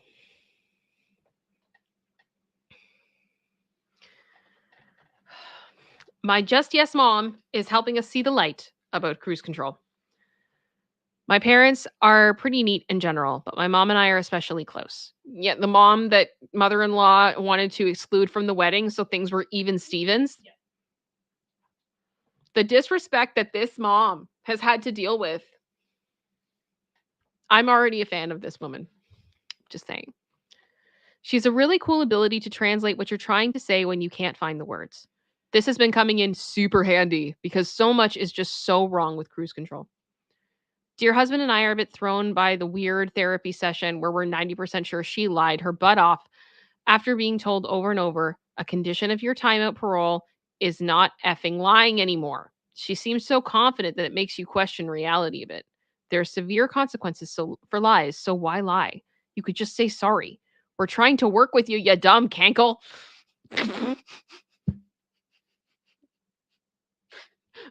You dumb cankle. Oh my gosh. Wow. Okay. Sorry, that's up there with the have you checked the batteries on your smoke detector. Oh my gosh. I am just flabbergasted and a bit tired. Understandable. We can't prove she's lying just yet, and we haven't chosen how to proceed. We're talking it out with our therapist. Currently, the thought is let's cut her off for a year and let her sink or swim. And after a year, hopefully she'll found something to fulfill her needs that won't try to drown us again. I like this idea. I mean, I think she has to learn how to function on her own. She has to learn to be accountable for herself. She has to learn how to live her life. And she also has to learn that her son is his own person, which is going to be hard for her. But I don't know if there's an easy way for somebody to learn that when you're at this place. And she's done it to herself, unfortunately. We have had one meeting with her since the therapy appointment. We met at Starbucks for half an hour to talk about her therapy progress. They went to Starbucks. They have a lemon loaf there. They do. They do. They do. We asked her to consider seeing a psychiatrist. She agreed, anything to appease us. And that means nothing because she says what she thinks we want to hear. She reiterated that everything she said in therapy was true, and we expressed that we are skeptical. She said it hurts her feelings, but she understands. Every interaction we have with her is fake, fake, fake. We are at a standstill until we choose how to go forward. Okay. We visited my parents yesterday and vented about the lies the stranglehold cruise control has had on our lives and how we don't see a way forward because she's incapable of being genuine. Dear husband was trying to explain how her manufactured drama used to feel so normal to him. And now that he's had a break from it, he can see how ridiculous it is. But he still feels the training kick in and automatically thinks, how can I make this better? Until he realizes, wait, that's not my job. He was trying to explain how he knows she is really upset and feels like the world is ending. But from the outside looking in, he has secondhand embarrassment from her behavior over inconsequential BS. My mom summed it up beautifully. She said she gets frequent and sudden cases of the fifis, doesn't she? Is that like feelings? Okay. I hear that term and I don't know what that means. The fifi. The fifi. Dear husband giggled at that way of putting it, somehow hearing cruise control's behaviors summed up as poor widow fifis. Oh my gosh. Rings truer, then she's probably experiencing separation anxiety, or perhaps she's having a manic episode. Holy yes, guys, it feels so good to not use therapy talk and be gracious and polite about how screwed up she is. We all sat around and shared cruise control stories. I think we're both starting to think that we've been taking cruise control too seriously. She is a ridiculous, silly person. We're going to start regarding her as such. She gets to be treated like an adult when she acts like one. I get it. I get that. My mom had a cruise control story I hadn't even heard before. Oh, no, not the mom. No. Leave OP's mom alone.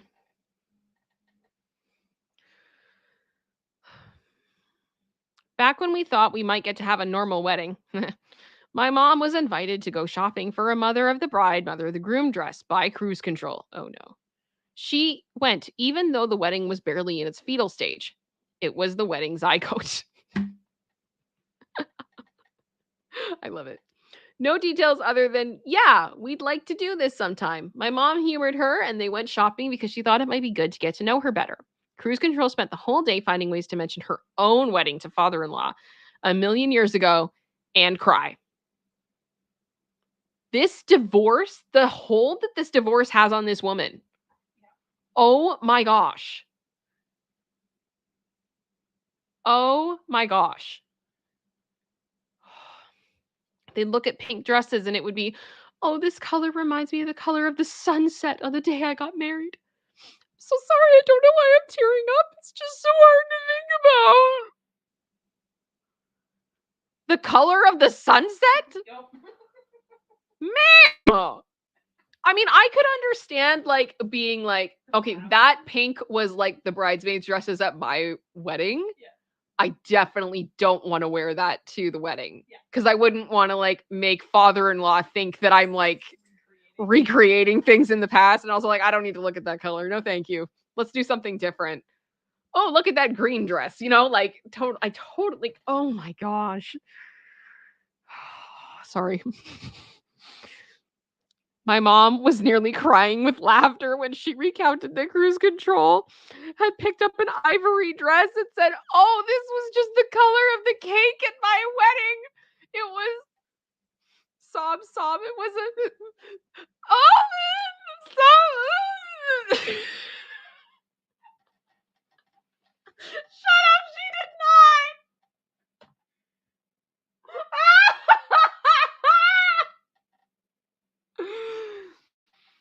Oh my gosh. Oh my gosh.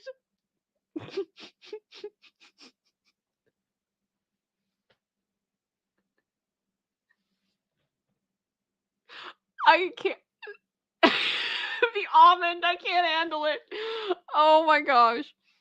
She also told us in her very sweet but no holds barred way that as a mother, she would have been appalled at herself if she did any of the things that Cruise Control does, that she's so full of ish, and that we can call her anytime she is causing a trouble and she'll take care of her. I love this woman! Okay, see now here's my thing. Every time you see her, lemon cheesecake with a side of garlic bread. Yep. But you're going to sprinkle almonds on top of the lemon cake. On a pink plate that matches the sunrise. All of it. Every time.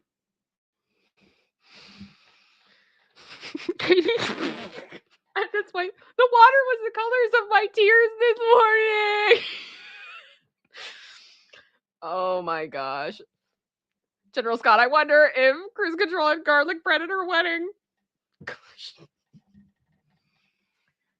You know, guys, I think normally on Fridays we get pizza in this house. I think I'm getting a side of garlic bread tonight. I don't know if I can. We're talking about it so much. Now I kind of want lemon cheesecake.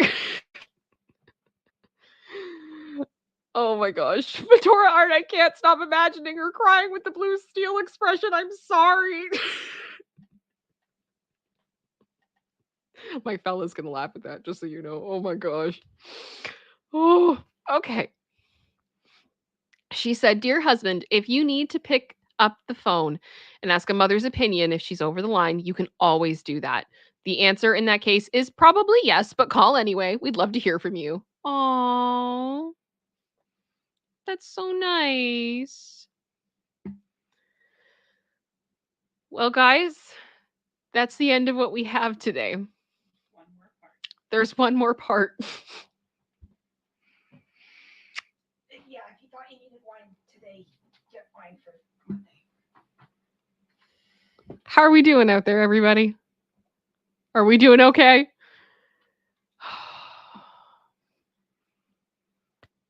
Mandalorian, no! Oh, gosh. Yes, Shauna, there's another part.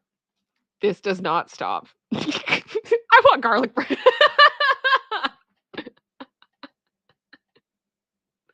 I just can't get over the quote of being like, oh, this is the color of my cake at my wedding. It was oh man.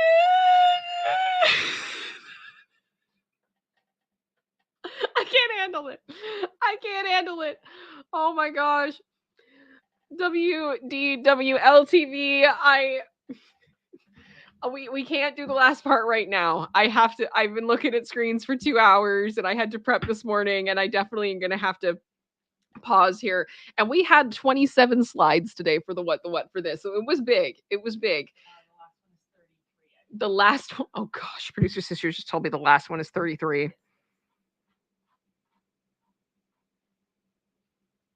Oh my gosh. This has been wild. This is absolutely wild. But I have to say though, overall, I am proud. I am proud of dear husband. The growth that he has had to go through this process has been absolutely wild. And I think he's done really, really well.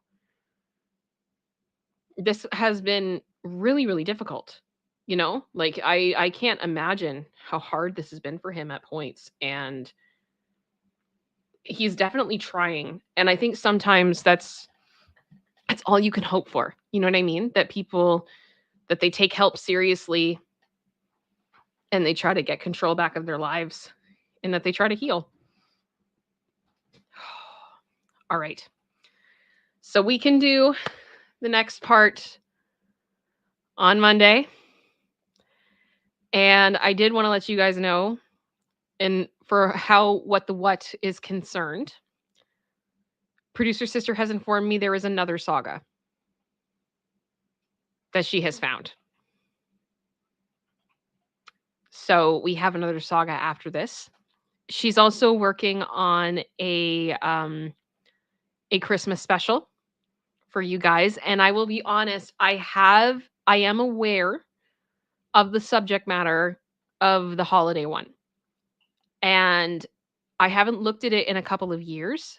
So I don't remember everything, but I know you guys are going to absolutely love it. It's one of producer sister's favorite things. And it's really funny. And I think you guys will enjoy it. Very much a Karen type story. The petty. We bring the petty. Much petty. But petty that ends up being a positive thing in some ways, which I think is beautiful. So yeah, there's a lot of good that comes out of it. So we think it's fun. It's drama. It's petty. It's all those things. But we're going to do it in the Christmas spirit. Yeah. Goodwill to men. So we're hoping Wednesday on that one. So it would be next week would be cruise control conclusion and holiday one as well. So that would be Wednesday. But that's what's on the docket moving forward if you guys are good with that. Katie.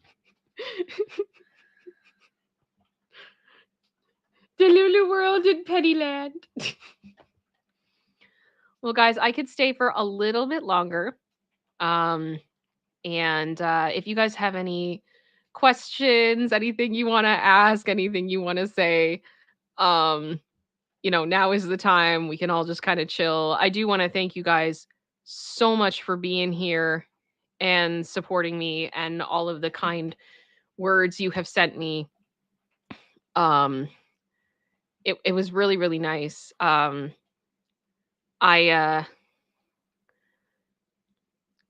Sorry. Sophia J, making a lemon cheesecake Friday dessert day. I love how everybody's like, everyone is leaving here with a craving for something. We all want to eat something now. Whether it's chocolate, lemon cheesecake, garlic bread, there's something. There's something. Yeah. Petty University. Yep, Lita. Oh my goodness. Or almond cake. Is anyone craving almond cake? Or almond cake. Oh, Jackie Swan, thank you so much for the gifted membership. I just saw that pop through. It's very kind of you. What are we at? 43. 43? Sweet. That's awesome. That's awesome. See here. WDWLTV. It's Kim. I'm a 72-year-old man and I love I discovered your channel. That's awesome. That's so cool. I have to tell you, man, that is not the demographic that I see very often. So that's really cool. I'm glad that you're here. And I'm amazed that you are interested to hear about a millennial talking about Britney Spears and then petty things, but I'm so happy that you're here and I'm glad that you enjoy it. I really want this place to be somewhere that people can just come and have fun and, have honesty and silliness. And it's just, I'm here for it. I think we all need it. Yeah. Love Mandalorian. Where's that? Love the diversity. I love our diversity. Why not? We're all human. General Scott, thank you so much for the hippo super sticker. The dancing hippo. I love it. I love it. I love it. Oh my goodness. You guys have been incredible today. Holy crap. Shauna! Stop! Oh my gosh. Oh gosh. It's Friday night and I just got paid. Do you guys remember when we looked at that NSYNC performance? Yep. Whatever that was. They call me Timberlake. Timberlake. Ricky Timber. Genuine. Thank you, Shauna. You are wonderful. You are wonderful. Thank you so much for your support as always. You guys are amazing. And I needed this. Ridiculous. Carbon Ice. Since Madison here. Oh, where is my hairbrush? Oh, where is my hairbrush? I will tell you this, Carbonized. I have a love for another thing on VeggieTales that I feel like is horribly underrated. And I looked at it this morning and I tried to see if I could meme it to have it come in, but I ultimately decided to go with the beautiful Alan Rickman. Oh, right. Of course, it's always about you, isn't it? I kept that instead. But I love in one of the episodes of VeggieTales, they do a skit called The Englishman That Went Up the Hill and Came Down with All the Bananas. And it is essentially like, how do I put this? I can't play you guys the video. And that really, really upsets me. I do want to say thank you so much for this, the super chat, Carbonized. And I will definitely give you this. I hope that this is worth it for you. Let me see. Okay, so in this sketch, it's really it's a lesson in economics, quite bluntly. For whatever reason, that's in a children's Christian TV series. We have questions. We're not going to get a lot of answers, but that's okay. So basically the idea, yes, the Englishman that went up the hill came down with all the bananas. So we have this Englishman that informs us that he's gone up the hill and he has come down with the inhabitants of all of the bananas, and that he has bestowed the term selfish upon himself. And the French peas are in the background and they just scream, "You're so selfish!" And he goes, "I know, but I have all the bananas." And it's just silent. And then the peas go, "Well, aren't you going to eat them?" And he's like, "No, you can't have bananas without strawberries." So screen point pans over, and now we have the Swede that went up the hill and came down with all the strawberries, therefore bestowing the term of selfish upon himself and the inhabitants of no strawberries left on the hill. And the French peas then say to them, "Well, aren't you going to eat them?" And the Swede goes, "No, you can't have banana or strawberries without bananas." And then the two of them just kind of look at each other. And the Englishman looks at the Swede and goes, "Pardon me, sir, can I please have a strawberry?" And the Swede goes, "No." And then the Swede looks back at the Englishman and goes, "Could I trouble you for a banana?" And the Englishman goes, "No." And they just stand there in complete silence. Nothing is happening. There's this clunky, like, toy piano playing in the background. It's the most awkward thing ever. And the French peas are just yelling at them like, "You're so selfish." And then it's just silent. And then after a few seconds of just complete awkwardness, they just yell, "You guys aren't so bright." And yeah, that's how the sketch ends. That's it. That's the man that went up the hill and came down with all the bananas. And there's definitely been points where I just want to get the clip of the French peas just yelling, "You're so selfish." And it's one of those ones that I feel like people forget about because it's not technically a silly song, but it is gorgeous. It is gorgeous. It is so funny, and I love it. So yes, it is beautiful, and I highly recommend that you look up the sketch because I can't play it because I know it'll get hit for copyright because it's way too long, and I can't, like, bring it down and fully fair use it. But yes, love the VeggieTales, love the humor. They are amazing. Oh my goodness. Okay. Wendy, thank you for being a member for 4 months. Love this community. And Kim and Sister. We love Producer Sister here. Thank you guys so much. And thank you, Wendy, for your support. It's always good to see you here. Dora Zabi said, for the door wedge, please take care. The door wedge. I'm confuzzled. But thank you. I'm guessing for like all the construction. Or is it for the door that hit me in the face? Yes. Oh gosh. Like the door wedge in my face. It's a good time. It's a good time. It's a good time. Thank you very much, Dora. I appreciate that. I appreciate your support. And we got a super sticker from Katie.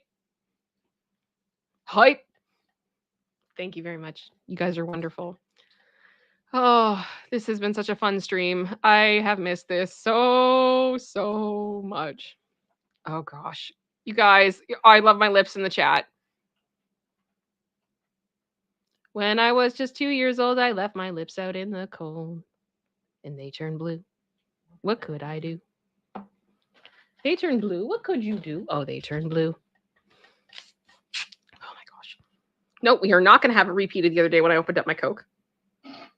And Coke went everywhere. Oh my gosh, all of you. 10 days after I turned 8, got my lips stuck in a gate. My friends all laughed. And I just stood there until the fire department came, broke, locked the crowbar, and had to spend the next 6 weeks in lip rehab with this kid named Oscar who got stung by a bee, right on the lip, and we couldn't even talk to each other until the 5th week as both of our lips were so swollen. And when he did start speaking, he spoke Polish. Now I like 3 words in Polish, except now I know 4 because Oscar taught me the word for lip. Usta. Sorry, had a little bit of a burp there. Tried to pull that down. Oh, that whole thing. VeggieTales is beautiful. And Aunt Ruth had a beard. What's that? Oh, well, just, the whole thing is ridiculous. Shauna, thank you so much. So thank you for the stream. It's Kim. It was greatly needed this week. Yeah, I agree. It was. Yeah, I said Katie sent the hype sticker. Sorry. Yes, I thought I did. Sorry. Katie, thank you for the hype sticker. In case I didn't say that, I thought I did. Producer Sister just informed me. It's okay. It's whatever. Say boo. Oh my gosh. No, wait, that's a water buffalo. Yeah. Oh gosh. It's been wild. Just taking a look here. Just double checking. I wanted to ask you guys, this is a good question. And it's one that I want to make sure that I'm wording it the way that I want to. And my brain's been very mushy, for lack of a better term. So please forgive me. As we move into the holidays, it's always difficult as a YouTuber to be able to know how much content you should be putting out and how much you shouldn't, because you don't want to disappear completely, because if you do, the algorithm gets really mad at you. And you don't want to do too much content because views tend to be down. And if you do that, that then also hurts your algorithm. You can't win that well this time of year. From what I've seen, it's really difficult. So I guess my question being, when we look at December, literally Christmas is on a Monday. And then up until for me, what I'm thinking that the streams would be normal. So we would continue with Monday, Wednesday, Monday, Wednesday, Monday, Wednesday. So it would be the 4th, the 6th, the 11th, 13th, the 18th, the 20th. And then what do we do for the week of Christmas? Because I know that, here's the thing. I can picture myself, not so much where I am in my life now, but I can imagine at points in my life, even when I'm going somewhere, like if I'm going to family or whatever, sometimes I just want space to myself. And I would absolutely retreat to my phone. And I don't know if that's something that, like, do you guys want the content continually through the holidays, or is it going to be too much for you? Because I know we have a lot of people that love to watch no matter what's going on. And it's also a community, and you guys love to talk to each other. So it's just kind of like I'm trying to figure it out. So I could, yeah, it's hard. It's hard. I have to look at my schedule and figure out what the heck is going on because I know I probably will be traveling at one point during the week of Christmas, I would imagine. And I'm just trying to figure it out. Okay. So Kyle just said, we want it, but only if you can manage. I would still watch. General Scott, if you want, perhaps do a Wednesday and Friday that week. People will be so sick of their families by Wednesdays, and I'm secretly waiting for you to get used to doing a Friday show. I mean, I'd love to do that. I'd love to do that. Hopefully we will get there. We will get there. Okay. So I think I would like to do a stream the week of Christmas. I don't know if we would do 2. It's going to depend on where I am and whether or not I can have a room to be able to stream. That's question number 1. Question number 1. And also what news we're going to cover, because I would probably pick something more like holiday content. You know what I mean? Because I really hate to say it, but it's like, I think when people are having the holidays, like, for example, I've been following the Diddy stuff, and I wanted to talk about that a bit more, but there's been so much. I don't know if you guys have been following this. This is crazy. If you're following the Diddy stuff, you got to check out Pascal. You have to check out the Pascal show. He's doing such an incredible job covering everything. And oh my goodness, this is just, it won't stop. It will not stop. And every time you think you've hit the bottom, it just goes lower. It gets more and more messed up. But I personally don't want to be like getting on here that week in December being like, I come bringing great tidings of great joy for all people. Diddy allegedly broke his ex's nose in a blind rage. Merry Christmas. You know what I'm saying? Like, it's just like, it's insane. It's bizarre. It's bizarre. Yeah, it is. It's nuck and futz. It's nuck and futz. Okay.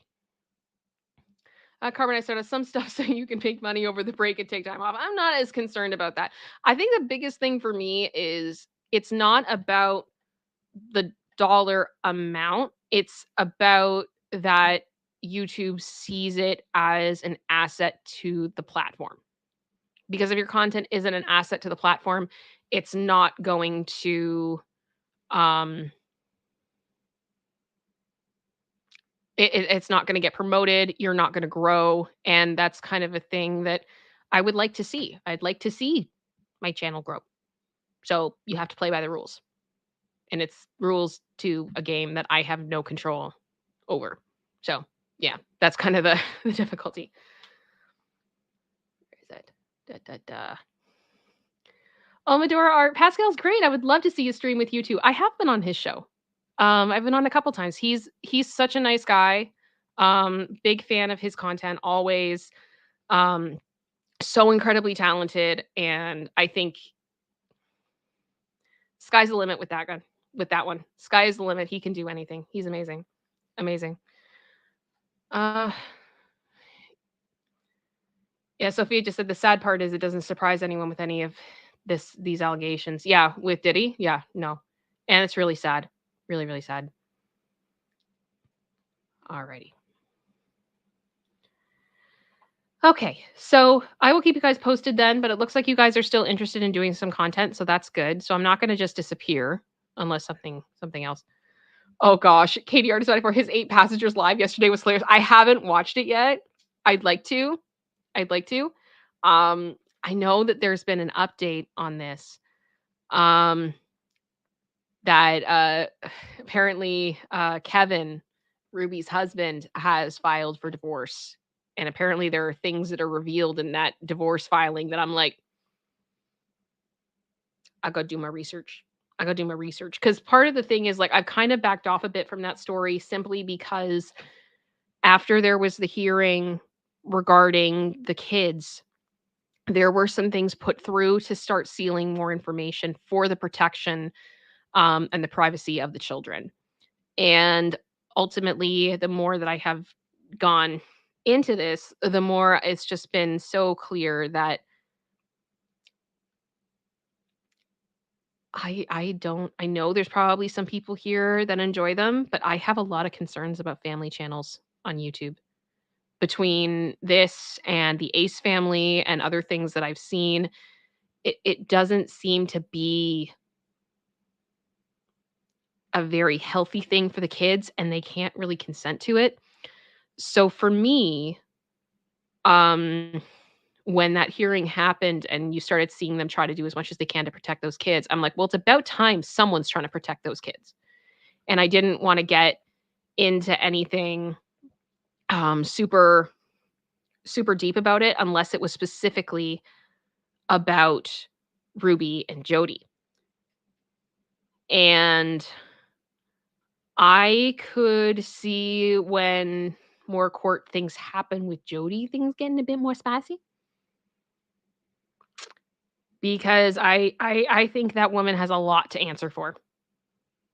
And I will be sitting here with my popcorn watching her answer for it 100%. But to me, it's about protecting the kids. So it's hard. It's hard. And I really hope that those kids are okay. That's the thing. It's so sad. It's so sad when CA, for some people, I think becomes entertainment.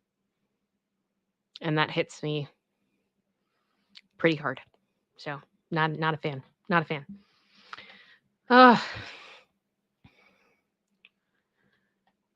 Just taking a look here at the chat with you guys. If people wanted, OP did link in the Reddit post her recipe for the lemon cheesecake. Oh my gosh. Sorry, producer sister just informed me. Sorry? It's in the chat. It's in the chat. Producer sister has shared in the chat. It's just come through. This is the recipe to the lemon cheesecake that OP used.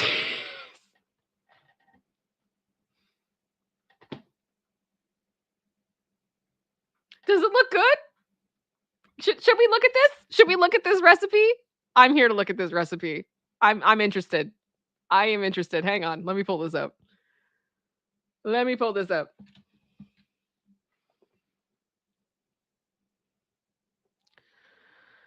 Oh gosh. Gotta pull up the stream. Because I've had it closed. So I save bandwidth. Alrighty. I gotta disable my ad blocker. Go away.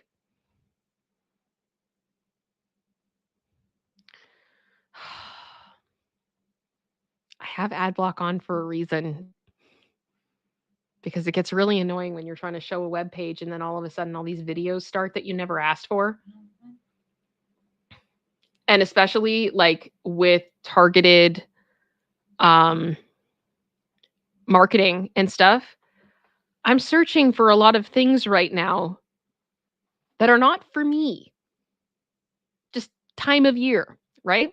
I don't want anything kind of getting exposed in high def, live broadcasted when people I know and am likely looking at things for could be watching. So I try my best. Alrighty. We got this. Here's the cheesecake. That looks great. I love the cherries. All right. So yeah, foil the pan. All right. Graham crackers to make the crust. Yep, that's good. Yep, nothing wrong with that. Nothing wrong with that. Cream cheese, sugar, cornstarch, salt. Beat it on low speed. And now we have an ad. Oh, I gave up. Anyway, it does look good though. That looks good. That looks good. I'd eat that.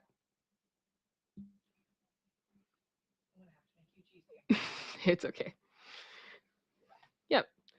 Oh, Oscar, thank you for 13 months of support. I very much appreciate that. I know you've been here a long time, and I very much do appreciate you. I always see Ariana, and I'm like, it's Oscar. I always know. Yeah, it's real. Carbonized Artist said the best cheesecake I ever had was vegan, and from Newfoundland. Interesting. I had one vegan cheesecake once. It tasted like grass. It yeah, I wasn't a super big fan of it, but that's just me. Oh my gosh. Carbonized Toast, it had a brownie base and it was peanut butter cheesecake. What? That was not what I had. I will tell you that. I would have loved that. I would have loved that. It's been kind of funny actually. I don't want to get super deeper into it, but a few members of my family right now are going through a bit of an elimination diet situation, where they're having some treatments being done, and it's just easier on the body if they're not having certain types of food because they're harder to digest. And that includes stuff like chocolate.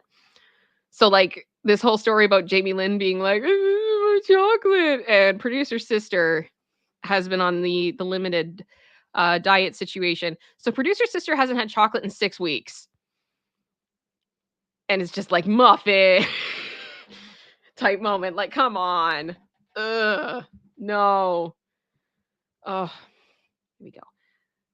Yeah, it was terrible. Carbonized Stardust gifted 10 memberships. Thank you so much. I very much appreciate that. It's very, very kind of you. Had a lot of memberships. A lot of memberships today, which is good. I mean, last week was bananas. I don't know what you guys were doing last week. That was wild. But thank you very much for that support. I've never had that many gifted ones. Shauna, no, we are not at 100 yet. And we don't need to get there today. It's not a competition. Producer sister, though, where are we at right now? We are at 53 memberships today. Yeah, it's been amazing. You guys are wonderful. Wonderful. I'm just checking. Lulu's mom asked, will producer sister eat carob? I think that's the spelling. I don't think we know what that is. What is carob? We're going to find out. We'll find out. Yeah. Or is it? Years ago, my grandpa tried to tell, Katie Artist said, years ago, my grandpa tried to tell me to get off of chocolate to see if it would help my acne. I said, nope, never. It didn't help. Producer sister can also confirm that, unfortunately, that it didn't help. She did that at one point. Yeah. It's a lot. Oh, okay. Lulu's mom said it's like organic veggie chocolate. I have not tried that. We will look into that. We will look into that. I think the biggest thing is the hardest ones with what they've had eliminated is that chocolate is off the table and nuts are off the table, which includes peanuts. And that's really frustrating when you're trying to do like a lot of things. It's chocolate or peanuts. There's a lot of stuff that has those things, and not being able to have either of those can be very limiting. So yeah, that's frustrating, but we're figuring it out. And that's the thing. Everybody's just like, I miss peanut butter. Yeah, producer sister misses pad thai. Oh, my fella makes amazing pad thai. Amazing pad thai. And we miss it. We miss much. Oh, General Scott, thank you very much for the 5 gifted memberships. You guys are amazing. I love seeing this community grow. It makes me so freaking happy. It is very humbling, and I never know quite how to react to it, because I feel like in a weird way that I can, with that, kind of relate in the most minuscule way imaginable to like Taylor Swift. That every time she gets an award, she's genuinely like, oh my gosh, I got an award. And she is genuinely like surprised, because she's I don't think it's always like she wants to be nominated. She gets the being nominated, but she's always surprised at winning. And sometimes I feel like I'm always surprised that anybody thinks to support me in that manner. It just shocks me. And I never know what to say. And I feel like I'm a broken record with some of the things I say. And I want to be genuine and thankful and all those things. But it's hard sometimes to know what to say. And sometimes I just get into like a place of I just get overwhelmed and I kind of shut down a bit. Which I don't want to do because then it looks like I don't care. And it's like, no, I do care. Like, it's incredible. And you guys are amazing. Absolutely amazing. If that makes any sense. It's, where is it?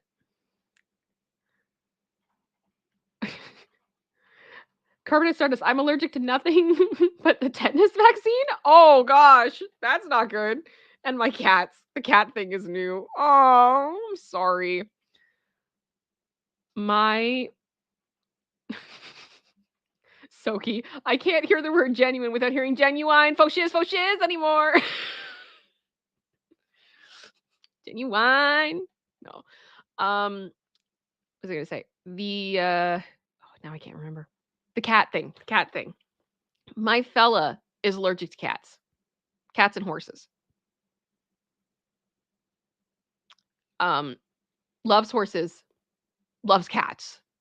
And he loves the Maine Coon cats, the big ones that are super fluffy. He wants one of those. And I'm like, this would never work. It would never work, babe. It's not a good idea. So we're not doing that, obviously. But, it's just funny. Yes, horses. He's allergic to horses. We went away one weekend and we went to a horse ranch. And he rode a horse. And I just remember how, like, the steps he took to try to minimize his reaction because he wanted to ride that horse so bad. He was so excited. I couldn't get him away from the barn. I was like, leave it alone. Like, it's in the air. Like, you can't tell him nothing. He loves animals too much. Loves them way too much. But it's awesome. I love it. Oh, gosh. General Scott, would you like me to play it? Cruise Control wants to live with them because... Is my choir ready? Cruise Control wants to live with your husband in OP because she has insufficient funds. You ain't got no money. Ooh. Ooh.